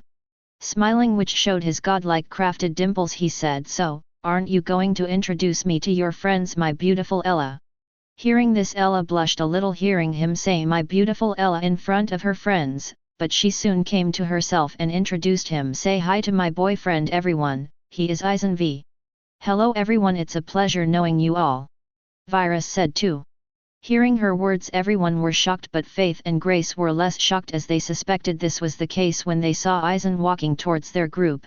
But even though they had suspected these two might have gotten together, but that was still only suspicion as they didn't truly believe that was true, but now they had confirmed it. Ella continued introducing her friends to Virus then. "And these are my friends Faith York, Grace Hill, Jessica Sheen, and Mary Brown." They all responded smilingly, saying "Nice, glad, happy, to see you Eisen." "Same here, please continue taking care of my lovely Ella," Virus said, and then continued, "If you guys allow me, I want to steal her from you guys and take her with me somewhere." All of them smilingly looked at Ella in a funny way, like their eyes were saying, "You lucky bitch, go have fun for now and we will interrogate you later." But their mouth said, "Sure thing, sure. Ella, go, see you later and have fun." "Haha, then let's go my beauty." By everyone taking Ella's hand into his own, he started taking her away from them after they said goodbye, and after they arrived beside the car, Virus even opened the door for her, which made every girl filled with jealousy toward Ella, thinking inside, "My prince, why is it her? Why not me, us, dot." Then also getting inside the car, he drove it towards a direction. "Where are we going, AI?" Ella asked. This was what she liked to call Virus, as that was how he had introduced himself the first time at the party. "You will know it soon enough," Virus replied as such. His destination 99 East 52nd Street, and after some time they got there as he drove until he stopped in front of a restaurant called Four Seasons. Getting of the car with Ella, they went inside, which was completely empty with no other customers whatsoever. They were let to sit somewhere, and after sitting, Ella said, "So we were going to a restaurant, and it's the Four Seasons at that. I heard that it's the place where billionaire people eat." "Yes, I heard it has good food, so I reserved the whole place," though they didn't reserve the place, but that was fixed as I offered more and more, Virus said smilingly. "So that's why the place is empty. I thought that might be the case like in the movies," haha, Ella said, laughing as she was happy her boyfriend cared this much about her. After they ordered food, wine, and everything was brought to the table, which they ate with joy. Even Virus was amazed by the taste of the food. Everything, including the food, wine, and the service, was perfect. It was like time had slowed, that like there was eloquent ballet dancer dancing inside the musical notes which were roaming inside the restaurant. Everything was just too perfect. As they were eating, Virus suddenly said, "Happy Valentine's Day, my beautiful Ella." "Happy Valentine's to you too, AI, you know. I'm not with you, so I would not be alone and lonely in this big world. I'm with you, so you would be my only one in this lonely big world." Ella replied with a bright smile on her face as she took out something from inside his bag. Opening the bag, Virus saw it was filled with different kinds of chocolate and candies. "Thank you taking the chocolates," Virus said. He was also happy inside her woman had gifted her something, even if it was just a simple chocolate, as its worth was more than just something material. After that, Virus talked again, "As a gift, I don't want to give something big. Actually, I want to give you something which is the smallest gift ever. My gift to you is something that would make it possible to talk to me whenever you want." Hearing until here, Ella interrupted Virus, saying, "How is that the smallest thing? That's the biggest and the best gift you could ever give to your girlfriend." Hearing that, Virus smiled, getting of his seat, going behind Ella while saying, "You will know soon enough." Taking out something like a futuristic injection device, Virus pressed it behind Ella's neck, but she didn't feel the slightest of pain, even though a needle had gone into her spinal cord right now, as the needle was too small as it almost couldn't be seen. Ella's POV. Seeing AI go behind her and press something against her neck, Ella was confused, but that confusion didn't take long as her vision blurred for a second before coming back to her, only this time she was seeing something. Loading. 12%. Loading. 56%. Loading. 71%. Loading.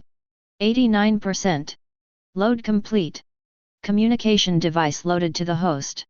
Seeing these things, Ella immediately turned super shocked. She thought she had gone crazy for a second as she stayed stunned.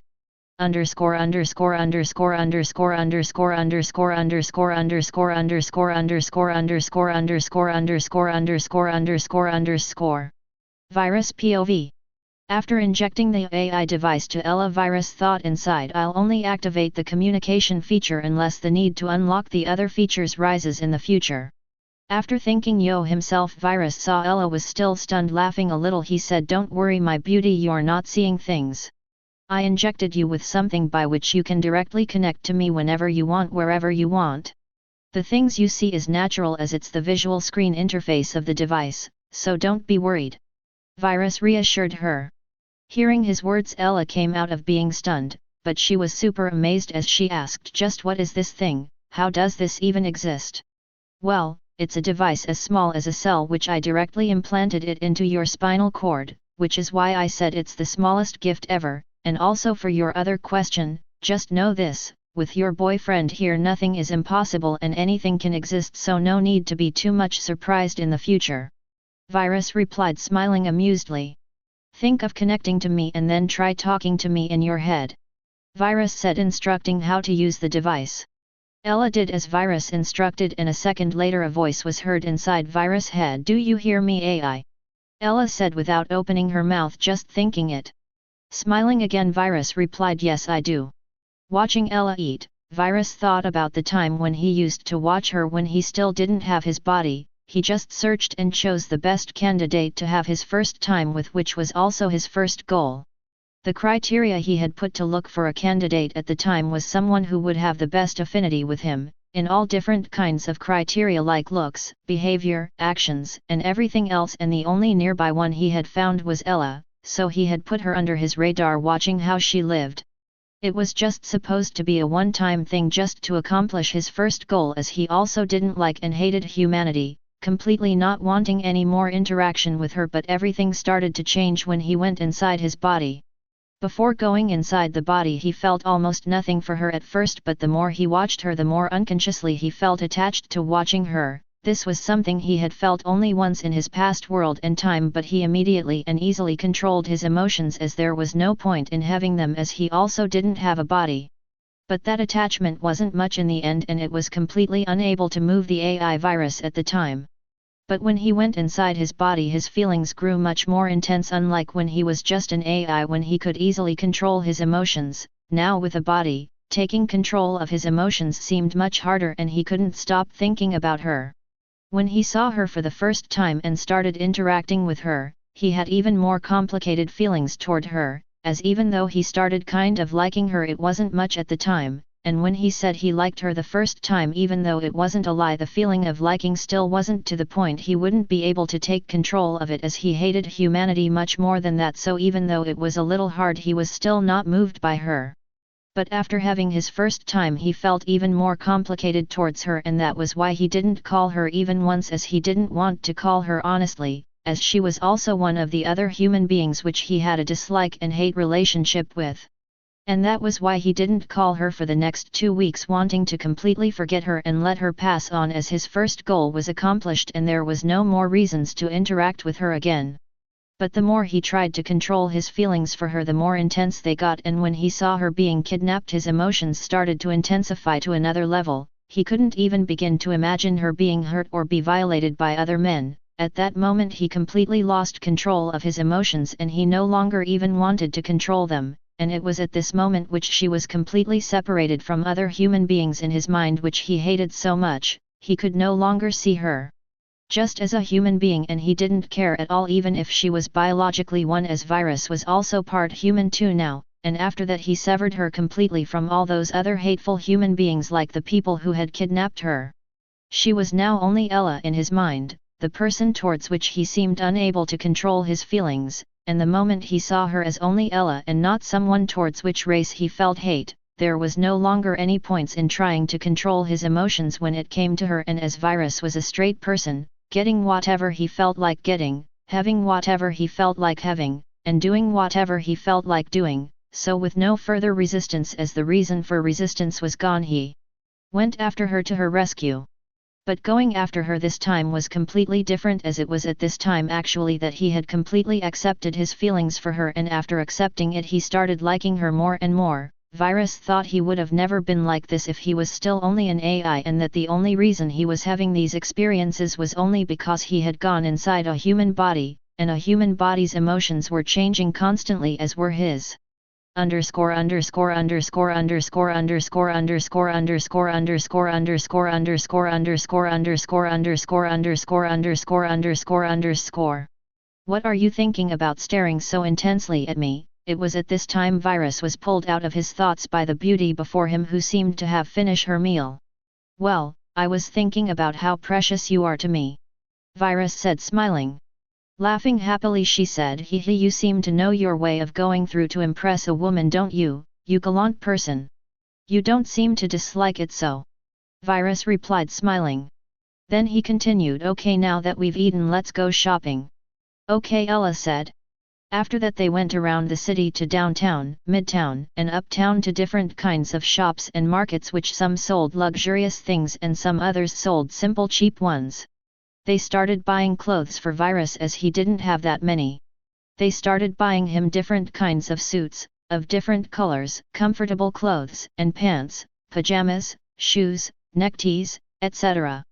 Wherever they went though, everyone kept staring at them, as both the girls' and guys' hearts kept beating faster and faster. Girls see a bitch, Virus couldn't take their eyes of him, and then seeing the girl by her side they couldn't help but be jealous of her, and the guys too couldn't take their eyes off of Ella, but when they saw the man by her side they just gave up and didn't even get jealous, as they experienced some kind of inferiority complex. Finally, after being done shopping, they were coming back from a mall in downtown, and Virus' hand was filled with cloth bags. This was because even though some of the high-class shops in other places they had gone to would send the cloth directly to the address, most did not.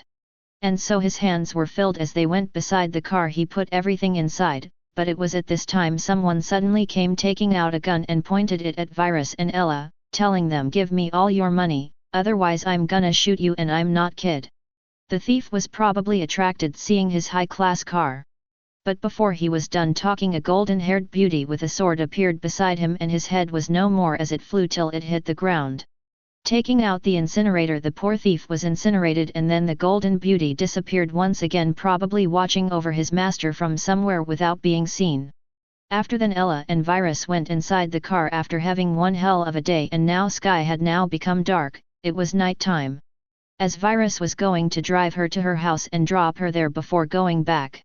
On the way to Ella's house, when both of them were silent, Virus suddenly broke the silence and said, I need to go somewhere soon, and I don't know how long it would take me to come back, but if everything goes well, I'll come back soon. Hearing this, Ella was worried a little, as if he didn't know when he will be back it must be something serious, so out of worry she asked, where? Is it going to be dangerous?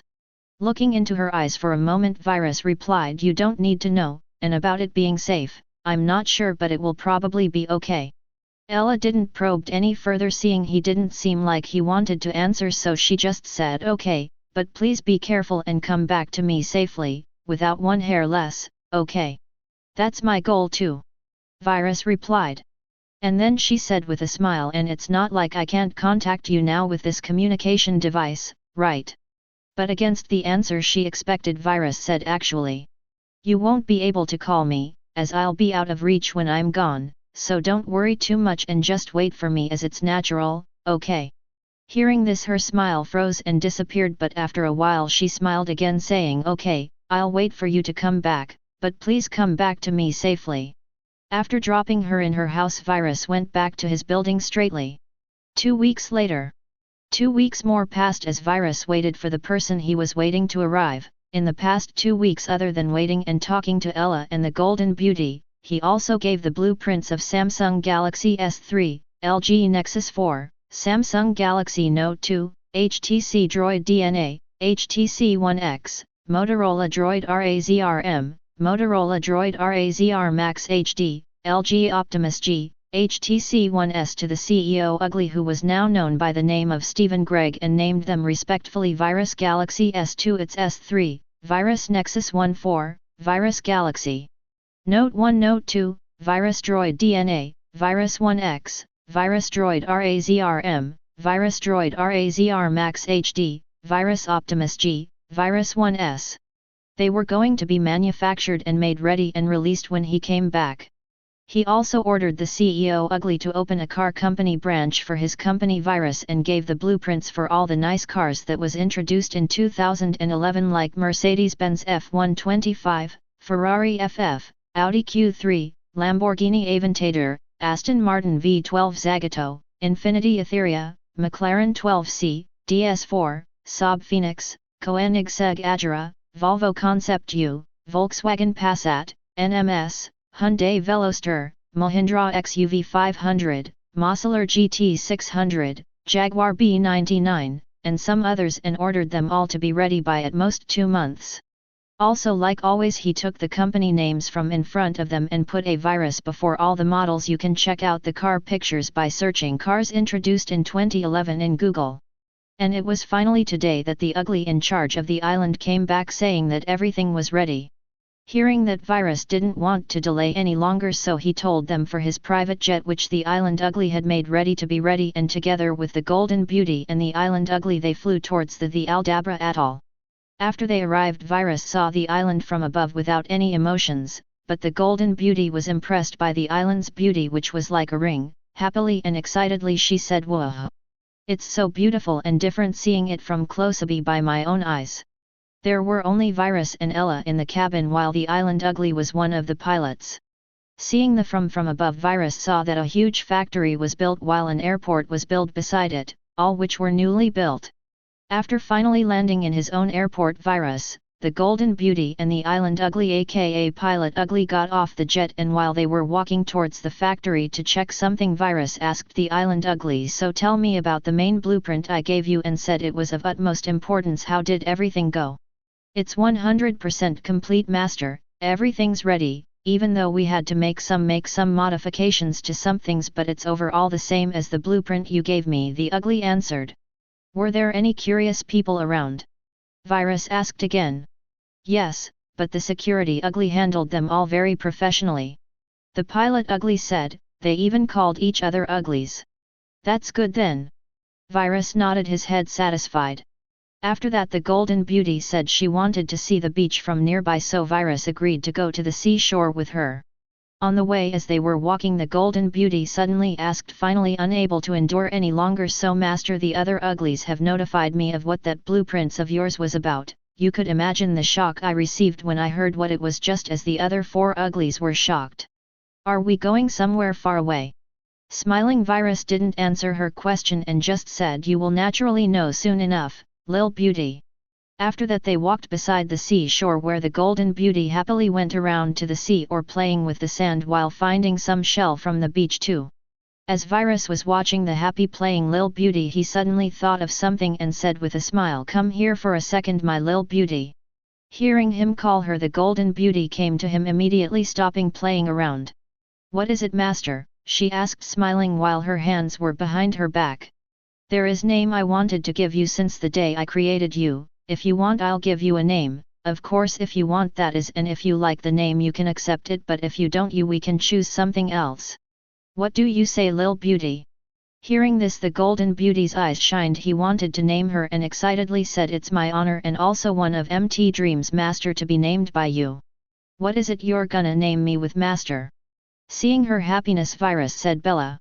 Hearing this, even though the Golden Beauty was extremely happy inside, she still asked doubtfully with a little sadness in her heart, "Is it because your girlfriend's name is Ella, so you're naming me that, Master?" "Of course not. What kind of person do you see me as? You're my Lil Beauty and no one's gonna interfere in how I see you. I wanted to name you Bella the first day I created you, as you were so beautiful and elegant, as Bella means beautiful, and I think only that word should be used for your name. Ella came later and it was just a coincidence. Her name resembles what I had in mind, so if anything, it's her name that resembles Bella, not the other way around, and I also, Master, really loves this name." Virus said loudly at first but then explained calmly like always. Of course if you don't. As Virus was talking again, the Golden Beauty interrupted, probably for the first time. I love it, Master, I believe you, and please let me be named Bella. The Golden Beauty smiling happily while some tears fell of her face. She was too happy to be named by him. Hearing she loved the name, nothing else mattered to her anymore, and she accepted by tears of happiness and joy. Then that's your name from now. Bella. Virus smiled too as he called her by name for the first time. After coming back from the beach with the Golden Beauty and naming her Bella, Virus said, okay, now that you've seen the beach and had your fun, it's time for us to go. Then looking at the Island Ugly who was waiting for them, he ordered, take us to the completed project of that main blueprint. Okay, Master, this way. The Island Ugly said as he led them to a very huge warehouse which was supposed to be for parking the medium-sized planes. The huge automatic door of the warehouse started opening, and behind it a very big spaceship like inside one of those sci-fi movies who traveled the universe and had space fights existed. Seeing the spaceship for the first time from near, Bella was amazed as all the knowledge inside her mind was of 21st century. After Virus saw the spaceship, there was no change in his expression and he only nodded his head saying everything seems to be perfect. In the time he glanced at the spaceship, he had checked everything about it by connecting to it. Master, what is this exactly? Are we really going somewhere, and where exactly? Bella asked, looking at Virus curiously. Virus, seeing how curious she seemed, decided to answer as he said, well, this is a multiverse traveling spaceship, and about where we're going, well, we're going to another multiverse where I need something to retrieve. Virus replied. Hearing what Virus said, both Bella and the Island Ugly were shocked. He wasn't even going to roam the universe, but another multiverse. I hope it's there, as it was said that scroll. I just hope it's not too soon and it's already there. Virus thought inside, and then looking at the Island Ugly he asked, I assume everything necessary for the travel is already there. Yes, Master, it's ready for the travel. The Island Ugly said. Hearing this, Virus said again, then go inform the security Ugly to take care of here and do everything himself while we're gone, because you're coming with us as the pilot. Okay, Master. Saying this, the Island Ugly went away for about 15 minutes before coming back. After that, Virus, Bella and the Island Ugly all went inside the spaceship. After they were inside, the first thing Virus did was to send the manual of how to pilot the spaceship directly to the Island Ugly and the destination of the multiverse to which they were going to. After sending everything, Virus ordered the Island Ugly to start the spaceship and go. He also ordered him not to forget to turn the spaceship invisible. After then, Virus called Ella, telling her she won't be able to contact him soon and not to get worried. After the Island Ugly started the spaceship and did as the manual said, he guided the spaceship as the invisible spaceship then started to fly directly to the air. But before even coming out of Earth's atmosphere halfway, a portal-like rift opened as the spaceship went inside. Underscore underscore underscore underscore underscore underscore underscore underscore underscore underscore underscore underscore underscore underscore underscore underscore underscore. Multiverse of cultivation of chi energy. Suddenly a portal-like rift opened above the Earth of this multiverse. As the rift opened above the Earth, lots of powerful cultivators suddenly felt a frightening rift filled with energy open up above on the atmosphere of their small planet. All of their senses focused on that place, but they felt nothing come outside of it. This law. I've never seen any law like this. What is it? Let me start comprehending it before it closes up. This was the thought that went through the mind of many of them as they started comprehending the strange law they had seen for the first time and didn't even think such a law existed, but now that they had figured such a law exists, lots of powerful figures started comprehending it. But oddly, they couldn't sense the invisible spaceship that had appeared there, as their spiritual sense just passed through it like it didn't exist there at all.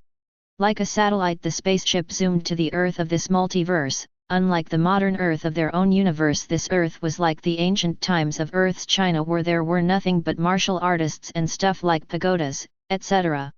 Whoa, this looks just like our Earth, only there is no modern civilization here. Bella said excitedly. Well, it is actually another Earth, only not the Earth we know of. Earth exists in this multiverse too, it's just too different from ours. Virus replied. Seeing this Earth for a second, Virus ordered the Island Ugly to pilot away to another planet.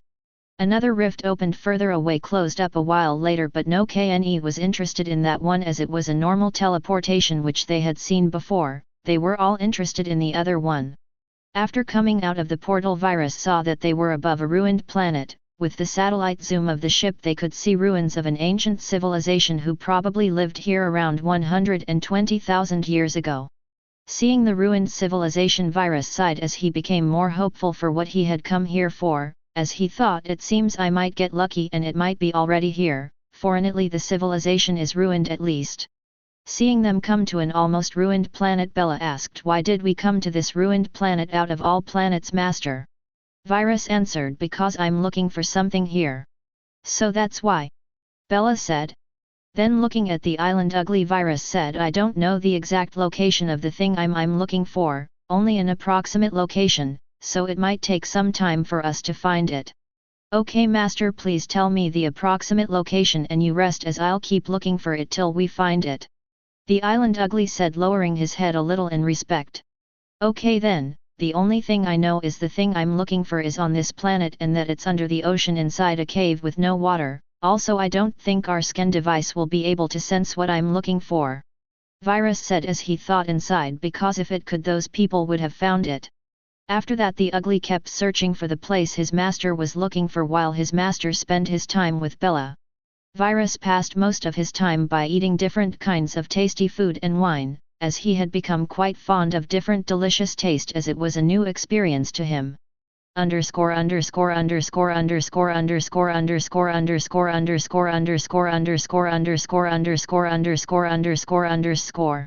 A month later.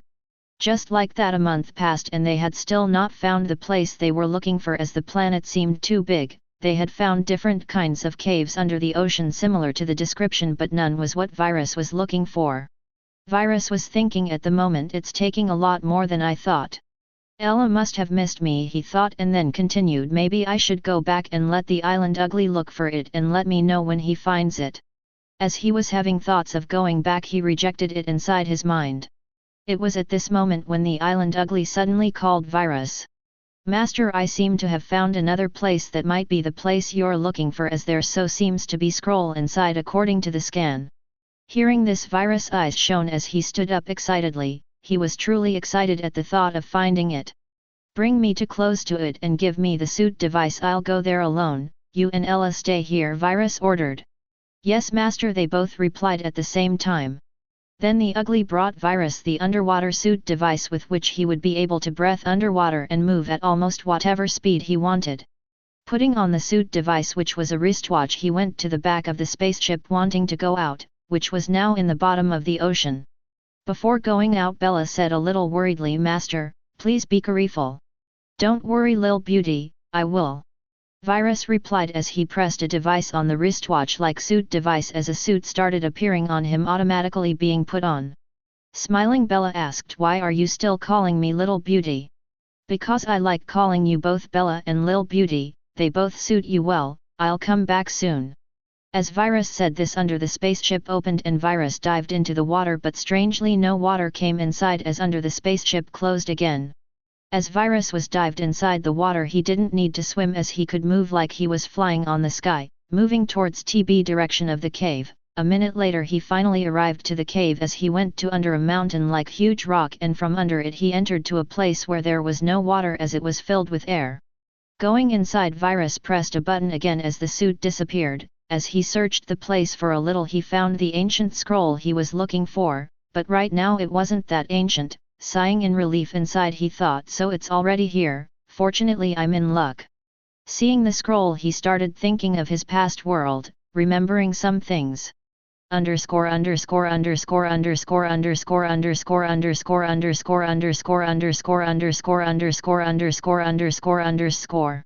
By using the cultivation techniques of the cultivation multiverse, people of Virus' past world couldn't cultivate at first as they realized the force and energy used to cultivate didn't exist in their universe, an energy or force which the cultivators of the invaded multiverse used to cultivate. They called it chi. Mankind was almost disappointed they couldn't cultivate when someone discovered/perceived another kind of energy/force in our own universe of science and technology after much experiments and comparison. This was a kind of force/energy which was almost the same as chi but clearly different, as it had a little more purity and some other differences, but it was essentially the same, like how the word fire was said and pronounced differently, but they essentially meant the same. As the person who found this energy/force after seeing chi and thinking some kinds of energy needs to exist in our universe too, and after much deliberation, experiments, comparison, making some adjustments to the chi-gathering treasures of the cultivation world and changing it in some ways by using other technological devices, she excitedly finally found an energy/force and called it God Force, as she thought this energy was what was going to enable them achieve their long-lost dream of godhood. After that, the adjustments of the cultivation techniques begun, as they converted all the cultivation techniques according to the God Force, so they would be able to cultivate by using those cultivation techniques but with God Force as fuel. But far before this, when all the cultivation techniques and information of the other multiverse of cultivation was collected and brought back, before most of them wasn't read and researched by others, when they had at first just uploaded everything together to the main AIS database, what no one realized and figured, not even the main AI, was that the virus had accessed all the data regarding those cultivation techniques and other information 0.9 seconds faster than the main AI, and at that short period of time it had found only one thing, and that thing's description greatly shocked virus and excited it to no ends. Without a moment of hesitation, after seeing every information related to it, he deleted everything that was related to it completely. After seeing the information of where exactly the ancient scroll was found, virus figured it was found in an ancient ruined empty lifeless planet which seemed to be ruined for innumerable number of years, inside a cave under the ocean. After that, virus immediately sent the person who found the ancient scroll by all his companions at the time to their death by his own means, and silenced them even though they hadn't read it after finding the scroll, as they had just tossed it like a garbage to the pile of cultivation techniques. Virus also destroyed the ancient scroll in which the information was written. The description of the ancient scroll was as such: every world has its own unique energy, with some being superior to the others, like chi, ki, mana, life force, etc., which me and my civilization had seen in the countless years we traveled to different worlds. But the difference between them is not that great. At a time our civilization believed an energy far above all, which is the source of everything, the origin of everything, including chi, mana, ki, etc., exists, something beyond worlds. And after countless years and even more years of trying to sense and gather this energy, disappointedly our civilization gave up on it and thought this energy was only a fairy tale, a myth, and a fiction they had created themselves, wanting to believe something higher existed, so they stopped believing such an energy existed at all. Some believed even if it truly exists it would still be beyond impossible to gather or sense. But listen carefully as I will tell you this. I believe they were all wrong. Because at my last journey, as I was roaming different worlds, I was suddenly tossed to the void, intentional or unintentional I have no idea, but at that time I believe I was tossed to the place I think was the nihility, the emptiness and nothingness. There was nothing but absolute darkness, and there I saw only absolute darkness. I couldn't even teleport away, as something seemed to be holding me back and preventing me from teleporting away, so like that I was stuck there for innumerable and countless years and eons. At that place I went completely mad because of the absolute darkness and loneliness. Staying there for a second was a torture, while I stayed there for countless years. At that limitless place in my madness I started searching everywhere in the limitless darkness, and finally, after what seemed like eternity, one night, as it was always night, I saw light in the endless dark, a light so bright that gave me the feeling at the first glance like it was the origin of everything, even the limitless darkness around it, as it seemed extremely subservient and even fearful to it, as the dark seemed to have even distanced itself from the shining object, like touching it would be a great offense to the shining object. Even though looking at it sent shivers to my very existence and essence, still completely mad, without a care of what it actually was, in my madness just too happy I found light in this endless dark, even if it would lead to my complete annihilation I just went ahead and grabbed it. I felt like a load of something like information went inside me for a second. I don't know what it was, maybe it was probing me to see if I was worthy, but it left as soon as it came pouring, of which I could remember nothing but only one word: origin. Everything else had left me like it didn't exist there in the first place, like it saw me absolutely unworthy and not deserving of it, but in the process it had at least cleared my mad mind. With that one word after I had came out of my daze and being stunned, I knew almost instinctively that was probably the thing our civilization had been looking for countless years in the past, but was disappointed in the end, the origin of everything. After I came to myself completely, I saw the light had disappeared into my palm and I could no longer feel it. After that I could teleport again, like the restriction that was holding me back and was not allowing me to leave was no longer there. Just knowing I could leave this damned place was enough for me, and without a care about anything including the thing that had sunk into my palm, just happy I could get out of this hell. Without any hesitation I started teleporting to different places trying to find my way back, and after another hell of a countless years with hope alive inside me, I finally started finding different worlds and finally my own world. But all these had taken too much time, and even the cycle of an immortal like me was at its endings. Finding my world, I wanted to go to my home planet, and I did, but after going there I saw my civilization was no more, it was wiped out clean and destroyed. With my cycle at its end, as I had no more time to search for the person or group who annihilated my civilization, and even if I could I probably won't be his or their opponent, as that person or group could destroy my whole civilization, so unwillingly I put the matter of revenge aside. Now back to that shining object that had sank into my palm. I believe it still exists inside me, and after my death it will wait for the person destined for it, as I believe that was why it decided to leave with me in the first place, even though I wasn't the person it was looking for. If you have found this scroll, then you might be the destined person, or even if you're not, you're probably the person who will bring it to the destined person, as I have placed it in an extremely desolate place of my planet, somewhere no one will ever even think to go or even bother to go unless by some coincidence. So go and take the object from inside my corpse in my grave. Who knows, maybe you're truly the destined one. My grave's exact coordinates are in this cave exactly here. You just need to dig XXXX, XXX, XXXXX, XX. I also want to ask you something. It's the only thing I ask of you for telling all these information to you. If you are the destined person, then the next message is for you, but if you're not, please just hand over the scroll to the chosen one. If you ever find and saw the person, entity, civilization, or whatever that has slaughtered and destroyed my civilization, please avenge them. That was all. I was known as the Immortal Saint long by my civilization, by the way. Good luck. After seeing that the content were exactly the same as Virus' past world, he took out an incinerator and destroyed it again by manually targeting it. After that he walked to the exact coordinates and started digging, and 30 minutes later the digging ended as a coffin was shown. Opening it, he saw a skeleton which gave him an impression like it would exist forever. Other than that, there was an intense light shining on the right palm of the skeleton. Seeing it sent shivers down to his spine, like this was everything that existed, exists, and would exist forever. After a little hesitation, Virus still reached out his left hand and touched the intense light object, and the next moment the shining object was gone, as Virus stood there like a statue for a while before finally coming out of his daze, or whatever it was.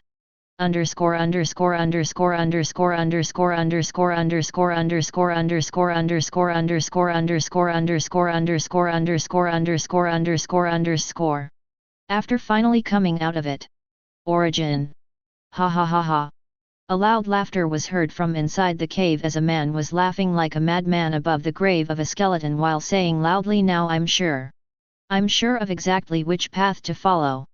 And it's gonna be my path only. Good thing I didn't start cultivating as soon as I built my body, it was worth the wait as it changes everything." This was the first time Virus had gotten this excited in a long time. Also, this object was the reason why Virus didn't start cultivating as soon as he built his body, as he was waiting for this, wanting to know what it was or if it could be of help to him in his journey, as he felt it was going to be of major importance in his path. Otherwise he could have started with one of those powerful cultivation techniques in his mind the moment his went into his body. Now he was feeling extremely happy and satisfied because of his patience and choice, as if he had started cultivation he would have regretted it. Underscore underscore underscore underscore underscore underscore underscore underscore underscore underscore underscore underscore underscore underscore underscore underscore underscore underscore. After that, Virus closed the coffin again and filled the grave again before turning back as he started walking towards the water. Before getting into the water, he pressed a button on his device wristwatch as his swimsuit appeared on his body.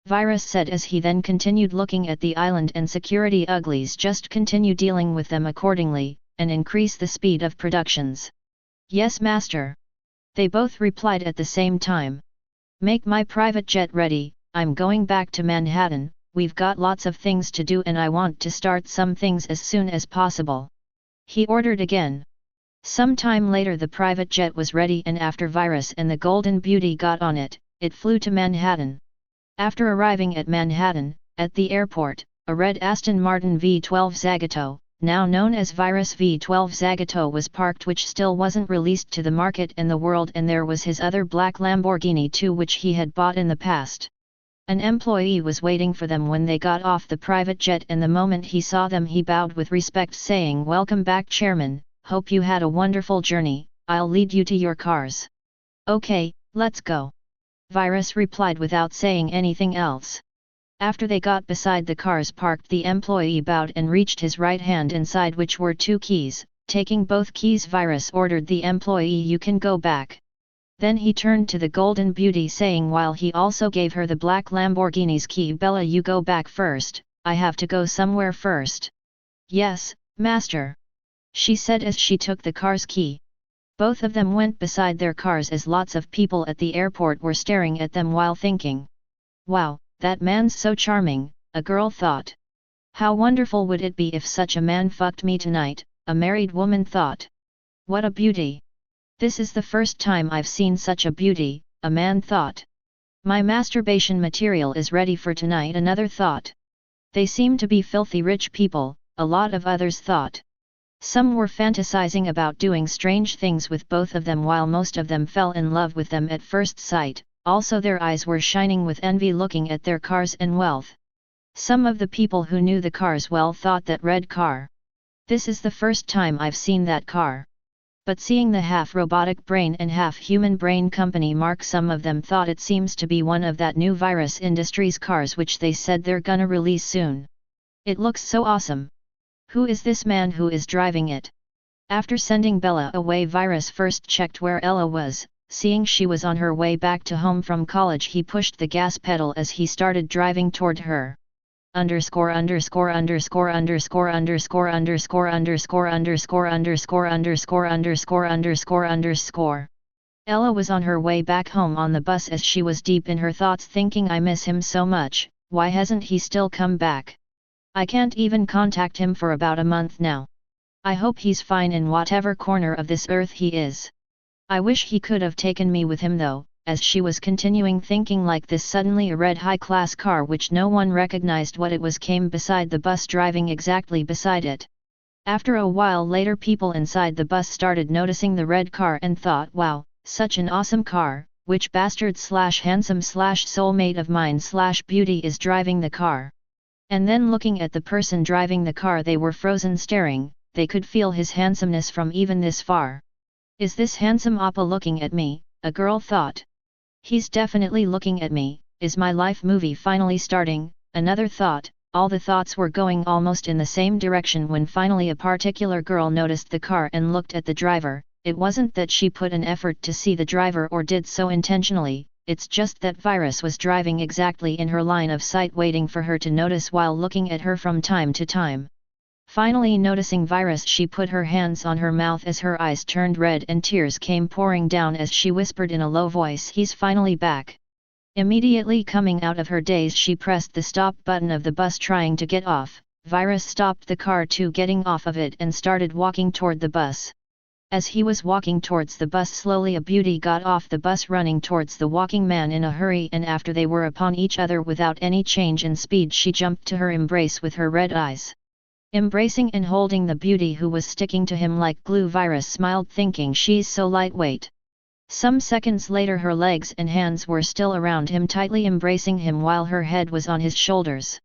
Sometime later she finally let loose and separated herself from him, now standing with red eyes that still had some tears on it. Both were softly looking into each other's eyes, and finally, Ella broke the silence, saying, "Kiss me." And Virus put his lips on her without any hesitation. While they were kissing passionately, the bus was still there watching the two lovebirds, as even the bus driver was interested in watching a little romance. "So he wasn't looking at me," damn. Why isn't it me? I can be even his personal slave by whatever contract he wants. He should be mine. She's so lucky to have such a handsome man as her boyfriend, he seems to be super rich too. I'm so jealous.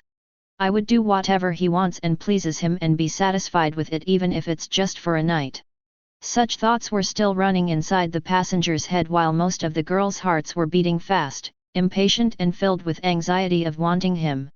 While some were jealous of Ella, some were jealous of the man's wealth and looks. After the passionate kiss, Ella said, looking into his eyes, I missed you. I missed you too. Virus replied, also looking into her eyes, smiling. Underscore underscore underscore underscore underscore underscore underscore underscore underscore underscore underscore underscore underscore underscore underscore underscore. After that, they went into the car as Virus turned the engine on as they drove away. Is this your new car? After a while, Ella asked. Yeah. Virus answered while continuing his driving without looking at her. Why do you change your car so much? Ella asked again. Well, because always using one car is boring. Virus said. Ella was a little speechless by his answer, thinking, you keep changing your cars just because it's boring? Just how rich are you? Ella, I came to see you the moment I came back because I didn't want you to be worried, but I still have some urgent matters to attend to, so I need to go back soon after dropping you off at your house, but I'll come to look for you when I'm done with those. What do you think? Virus asked. It's fine, I just wanted to know you're okay and just to see you. Now that I've seen you, go do your things, and it's not like I can't contact you with the communication device, right? Ella replied with a smile on her beautiful face. Yeah, thanks for understanding. Virus said, also smiling. Virus drove around for a little while after that and finally dropped Ella off in front of her house. Then he drove to his building and company as he went to the highest floor of it, inside which no one was allowed other than Virus, Bella, and the four uglies. After he got there, the Golden Beauty was already there waiting for him. As she saw him, she said, Welcome back, Master, what's your orders? Tell the CEO Ugly and the Legal Ugly to come here, also the other two uglies should be present through internet online. Virus said. Yes, Master. The Golden Beauty said as she went away. 20 minutes later. The Golden Beauty and the two uglies were present while the other two uglies were online through the internet. Each of their faces was inside one 3D screen. Seeing everyone ready for command, Virus started talking. Okay, now, this is an important order I'm going to give you guys. I would need some material and other things for something very important to me. Now most of these things can be found on this very earth, but some of them cannot be found here, so one or two of you need to roam the universe, and if necessary the multiverse, to find those things. It won't take long to find each material though, so no need to be worried about not being able to find them, as I'll give the approximate location and coordinates each of the material, and also one of the blueprints I gave the Island Ugly to make was Material Finder, which's job is to find the material you tell it to. In addition, find the material in order of importance I've placed, as I'll need some of them sooner than the others. The first set of material is all present on Earth, so first you uglies should find that. Until tomorrow I want the first set ready. Also bring that tech from the island to my highest floor lab till tomorrow along with the material, and about deciding which one of you should do which one of the duties, you uglies decide that, but remember to not fall behind your other duties too. For simple gained access material you can use the workers in the company. Now go. Bring the first set of materials to me ASAP. You have till tomorrow. Virus ended his orders for now. Yes, Master. They all answered at the same time, and then the two present uglies went away while the other two online uglies went offline. After it was just the two of them, the Golden Beauty asked, What's those materials for, Master? Only to hear Virus say, You will know soon enough. Underscore underscore underscore underscore underscore underscore underscore underscore underscore underscore underscore underscore underscore underscore underscore underscore. The next day the first set of material and things he needed was ready on his lab at the highest floor of his building. These things were gathered from different places on Earth. While some of them could be accessed by everyone, some couldn't be accessed even with the highest technology available currently on Earth. like a plant called parson, grew only on the bottom of the ocean, or some other plants which also grew there which humanity still couldn't gain access to. In spite of this, all of the needed materials were gathered by different means and technology available to the four uglies.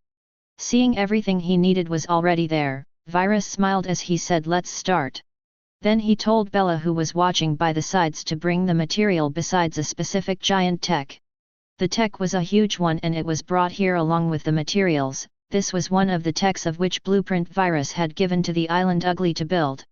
It had different entrances and thousands of commands on its 3D screen hovering above the tech. Even though this tech wasn't the device that was the most advanced or the device that could do it most efficiently, it was the only thing that could be made in the shortest time possible, as its material could be found more easily, and before making it there was not lots of needs for other advanced or far advanced techs, so that's why Virus had ordered this one to be created for creating the things he needed and other things for now. This tech was a more advanced version of the simple tech by which Virus had created the immortality serum. This giant tech was called Maker Device Apothecary and it was abbreviated to MDA. After that, he told Bella to place specific material and things in specific places of the Maker Device Apothecary's entries, as Virus was giving complicated commands to it without touching anything, moving a finger, or giving any commands by voice.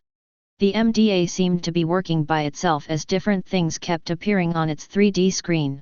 A little while later the commands needed for the MDA to work and make the thing Virus wanted was given and all the materials were placed in their own relevant entries. Now he just needed to wait.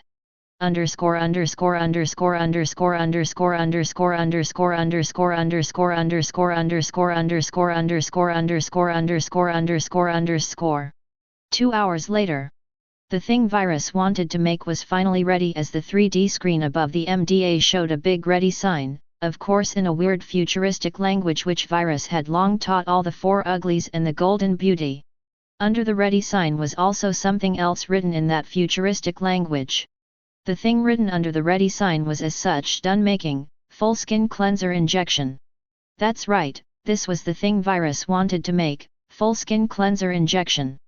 Before starting cultivation, there existed 2 stages which a lot of cultivators saw as unnecessary, although those powerful figures of the cultivation world saw it as extremely important, as they believed it created a strong foundation for the future cultivation.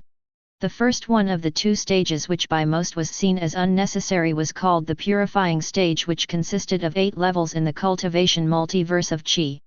The way this stage worked was somehow different than the future stages after the first 2 unnecessary or less important scene stages, as the cultivators could also directly bypass this stage whenever they wanted.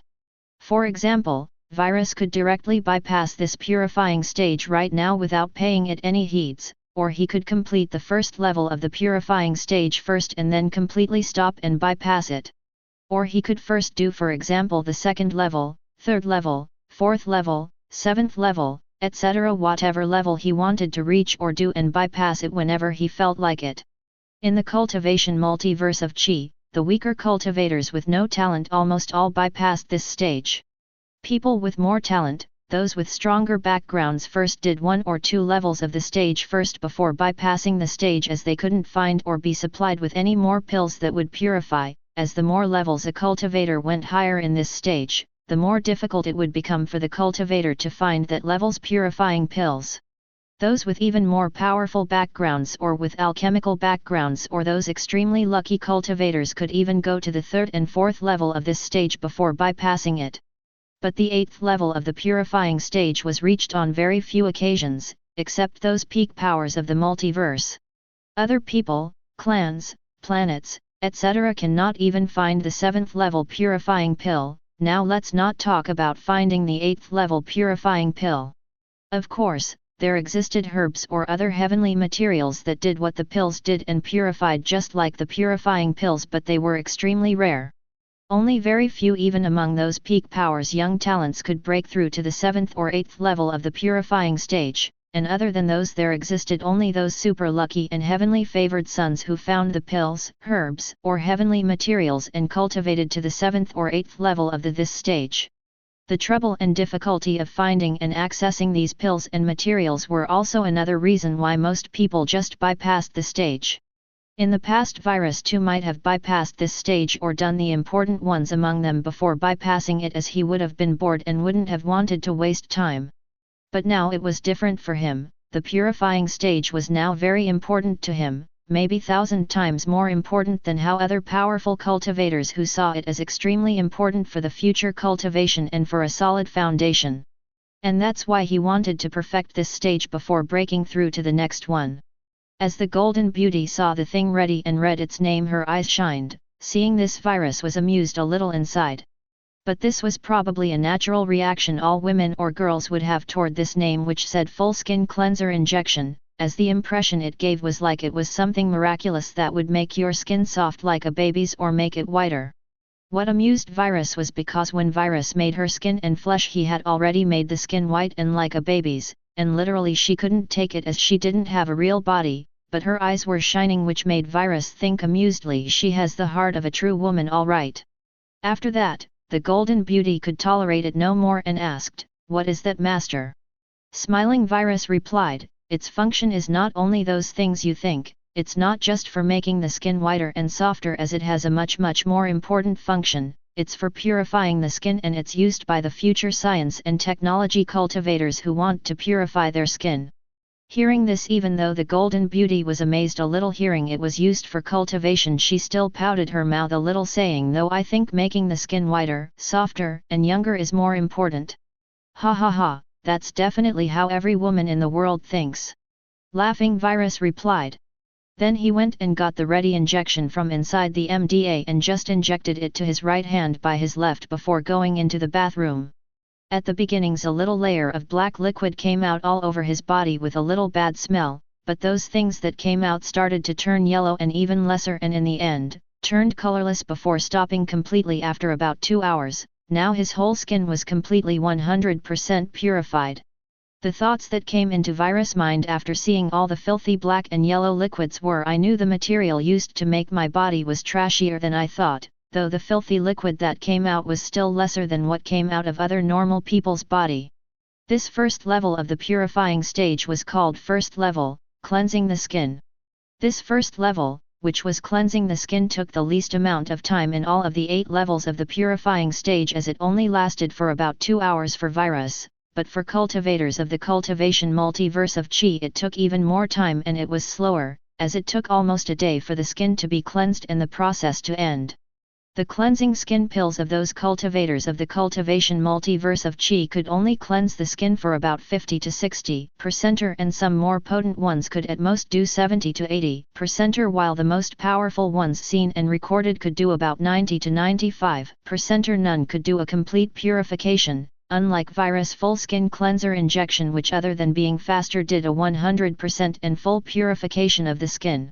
Moreover, other than the outer skin of the body, the inner skins, like the skin of mouth, palate, anus, etc., all were purified. So another advantage of this full skin cleanser injection was that it cleansed the whole surface of the body. But this was not the end of the first level of the purifying stage for Virus, as his injection did something else other than speeding up the process and doing 100% complete purification.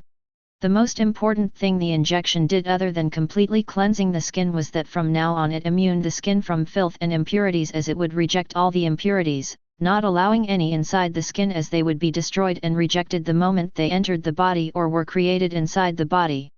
The injection worked in a way like when you injected an injection to immune yourself to a certain disease. Only in Virus' situation the skin completely rejected anything impure that wasn't of the skin. But this immunity process took some time to come into effect. Virus estimated it should take about a day. After taking a shower, Virus came out only to see Bella waiting for him outside. Seeing him, she said with a smile, "Your skin's a little bit whiter than even before, master." Hearing this, Virus didn't know what to say, so he just changed the subject. "Go tell the uglies to make the second set of the material ready till tomorrow." "Okay, master," the Golden Beauty replied.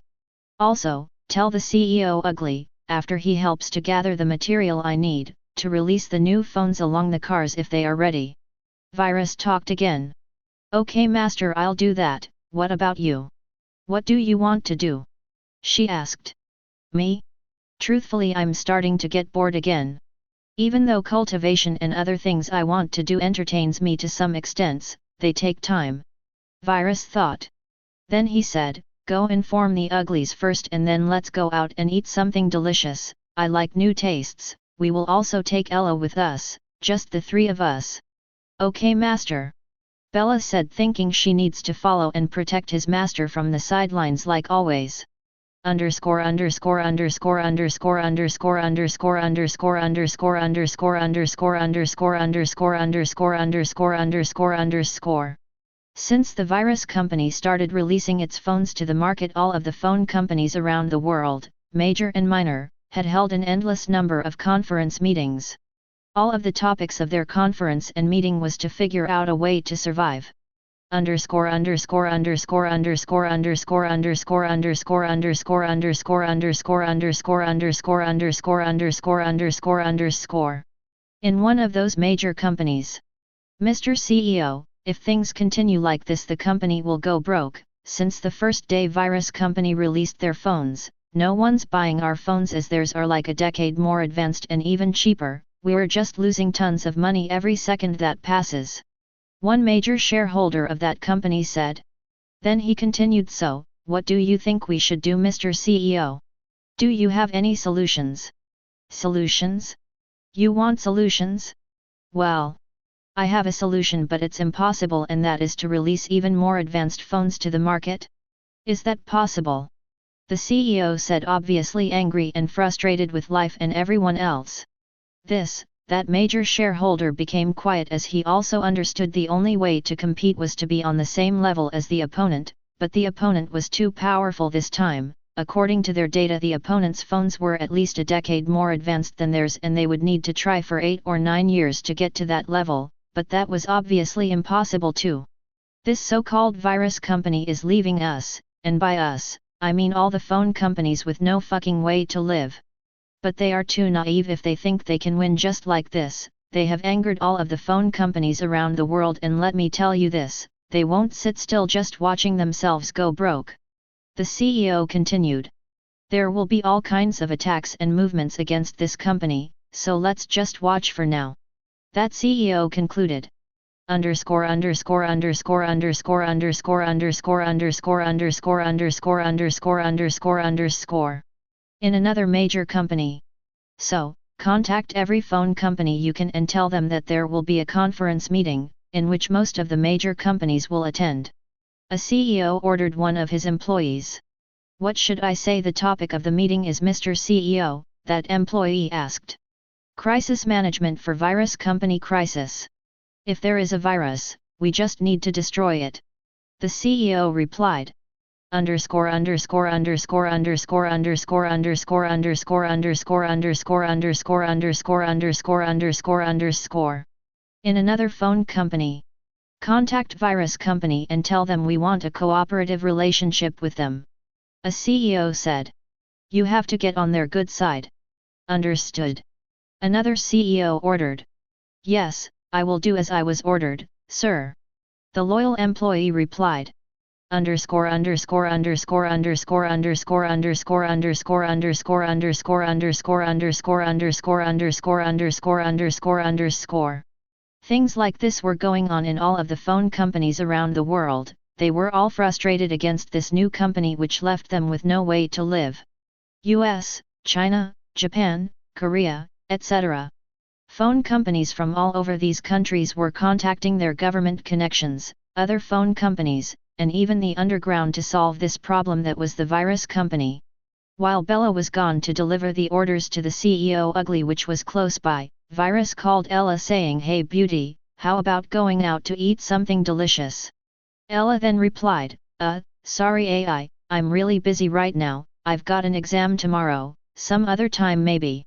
Hearing this, Virus checked and saw she was studying. He then replied, "It's okay, we'll just go another time then. Good luck with your study, bye." After that, Virus closed the connection and started walking outside. On the way, Bella also came back and joined him. Together they started taking the elevator down. Inside the elevator, Bella started talking, "So master, the car I prepared this time is..." But she was interrupted by Virus as she was talking, "No need for a car this time, let's walk in the city." Hearing this, that she's going to walk with her master in the city, Bella became really happy inside, but thinking about something she asked, but how are we going to pick up Ella without a car? I just called her, she said she has an exam tomorrow which she needs to study. Virus said. Then he said with a mesmerizing smile on his face which made Bella's non-existent heart almost stop beating, it's just the two of us. After they got out of Virus building they started walking side by side. Any passerby after being stunned to the point of never becoming the same person again thought they were a heavenly match, and they thought they were a couple on their date. They truly worth each other. It's like God made them be complementary, like they were made to complete the other. Thoughts like these ran through the mind of most of them after they came out of their stupor and daydreams. As they were walking, Bella asked, "So master, are you having fun?" Hearing this, Virus answered, coming out of his thoughts, "Well, even though it's a little fun playing around and slowly dominating the economic world while doing some cultivation besides that, it's still also a little boring. I mean, mankind is too weak right now and they're not the true challenge I'm looking for, at least not the human beings of right now." Hearing this, Bella was stunned as she said, "I meant, are you having fun walking?" "Oh, yeah, it's fun," Virus answered without any change in tone. After that there was a time of silence before Bella asked again, "Master, previously you said something about cultivators or something, it got me curious since then but I hadn't asked. I mean, what did you mean by cultivator?" "Cultivators are those who cultivate to become more powerful. We can say they cultivate by gathering spiritual energy of the world. It's kind of something beyond science, but not exactly that either," Virus replied, seeing her curious. "Wow, even though I suspected that would be the case when you said something about cultivators, I didn't think it was actually this. I assumed just maybe when you said cultivator you were talking about someone who cultivates something, a plant for example. I mean, I thought cultivators existed only in movies or in those novels. But hearing they do actually exist," Bella said, amazed. "Well, yeah, they do exist," Virus replied, "and that's exactly what I used that injection for, though I haven't truly started cultivation right now. I'm laying my foundations for that at the moment." "I see, master, can I be a cultivator too?" Bella asked with shining eyes after digesting the things about cultivators really existing. "With this body of yours, you can't," Virus said. "I see," Bella said, a little downcast. Seeing her disappointed face, Virus continued, "But don't worry, after I'm strong enough to defend myself, I will make a true physical body for you too, my lil Bella. At that time, you can cultivate." Coming out of her downcast mood immediately, she became excited, not because of being able to cultivate but because her master would make a true body for her. "Truly? Master's gonna make a true body for me later?" Virus answered in a very matter-of-factly way, "Of course I will. I always wanted to make you a real body when I'm on the same level as you, when I can protect myself against threats. So bear with this body of yours till then." "Okay master, I'll protect you with my everything on the line, master," Bella said with determination and excitement, looking forward to that day. After that, they continued their walk together side by side, while Bella glanced at her master from time to time. Finally, they found a nice-looking restaurant as they were walking, and they decided to go to that restaurant to eat. After entering and being led to sit at a table, both of them chose the food they wanted and ordered them to be served. Even though Bella didn't need to eat, she could still enjoy and appreciate the experience of different tastes by trying different food, as the taste was literally the same as when you tried it with a true body. But in truth, it wasn't the same as when you tried a food with a real body, maybe because the real body had real hormones, or maybe the soul that made the difference. According to Virus experience, although the taste was the same, the non-existent difference between the taste of food with a real body and a robotic body was like the difference between heaven and earth. It simply wasn't the same. It was like a human with a soul and a human without a soul. This was something a person would get only if he/she went through it and experienced it for real. While they were eating, a beautiful blonde lady with blue eyes walked toward them, not taking her eyes off of Virus for even a second on the way, probably entranced by him. After coming beside them, she said, looking at Virus, "Hello, handsome." Taking his eyes off of his food for a second, he looked at her blue eyes and replied without any change in expression with a cold tone, like he was looking at and talking to nothing but a lifeless, worthless object. "What is it?" Chapter 30. Seeing his cold and indifferent attitude, the blonde lady was taken aback, but she still continued, "My name is Amara Martin and I'm from the Martin family who owns the Aston Martin car company. It's so nice to meet such a handsome man."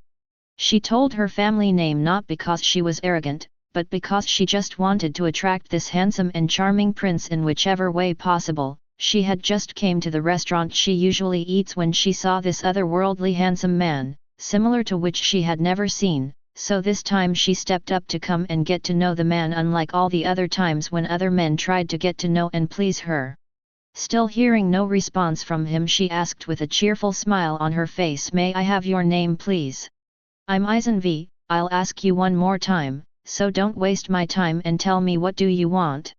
Virus replied with the same indifferent voice, but this rude attitude had the opposite effect as it made him even more charming, like the bad boy who most girls chose over the nice guy. At this time Bella was frowning too, seeing this bothersome woman. Actually I just like you and so, here I am, please give me a chance to know you," she suddenly confessed, obviously never done this before. "I have a girlfriend." Virus only replied, thinking she would go away with this answer as a normal person would do. "I don't care. I would have been surprised if such a godlike charming man didn't have someone in his life, but I really like you, please give me a chance. I'm okay with being the second," Amara said with a determined expression. Seeing she doesn't seem to be the normal kind you usually see and wasn't persuaded, he continued, "First of all, I don't have the same feelings as you, secondly you're just liking me because of my appearance, so would you have tried to get close to me if I was ugly or had an average appearance? Obviously not. Go now." Virus replied and talked at the same time as he was eating while looking at his food. Hearing his answer, Amara was disappointed inside, but she knew what to do if she wants to get close to the guy, so she said, "Okay, so at least let's be friends." Virus stopped eating as he took his eyes off of his food and looked into her eyes once more, saying, "I don't do friends, at least for now." Virus hasn't decided to find any friends, though that might change in the future. He mainly said it because he wanted to get rid of her sooner. Hearing the answer, Amara really didn't know what to do anymore. It was always the boys who tried to get close to her and pursued her because she had both the beauty and wealth, but she was never interested in any. Now for the first time she was interested in someone, but he didn't even bother to get to know her, he didn't even want to at least be friends with her. She was really frustrated and didn't know what to do anymore when she remembered something. "Right," he said, "his name is Eisen V, you might reject me, but I can find you now." Hee. Thinking that, she smiled unconsciously and said, "Sorry to be a nuisance while you were eating, anyway nice knowing you, I hope we meet again, and by fate, if we really do meet each other again, at that time, please give me a chance to get to know you." After that, without waiting for his response, she turned around and went away, probably figuring he won't bother giving any response. Meanwhile, in a conference meeting in which all of the major phone companies had gathered, were discussing the ways to pass this major crisis. The CEO of a company in Korea said, "So what do you all suggest we do to get past this situation?" Another CEO of another famous and known phone company in Japan said, "We should think of a solution that uses all of our resources in the government and other places, so think of every way through which we can equal the two sides of the scale, or even better, reverse the situation completely." After that, everyone turned silent for about 10 minutes. Finally, the silence was broken when the CEO of a powerful phone company in the USA said, "Our first move should be to equal the two sides of the scale, and doing that is easy. Let's gather the best experts, engineers, and programmers from each company and bring them all together to understand all the phones of that virus company. They will analyze the phones from component to component, until we understand them completely. We will reverse engineer every single phone, and then we will produce our own advanced phones. We will copy their tech to the last piece, but with some differences. For example, we will change the shape and appearance of our phone and make slight modifications to the operating systems." Then he continued like this, "If we all do this, then no government or individual will be able to object or protest, as it's impossible to stop everybody from doing something, and it's not like they will stop us in the first place, as all of us have people in the higher UPS, and the combination of all of our powers and people together will be unstoppable. This will be our first step, which will make the two sides of the scale equal." That CEO concluded with an evil smile on his face. Hearing his words, the eyes of other CEOs shone with intense light, like they had just come to themselves finally. They were all thinking according to their own individual company's power, without including the power of other companies and without combining them with their own. But now, hearing the words of that CEO, it was like an ice block had been removed from their minds.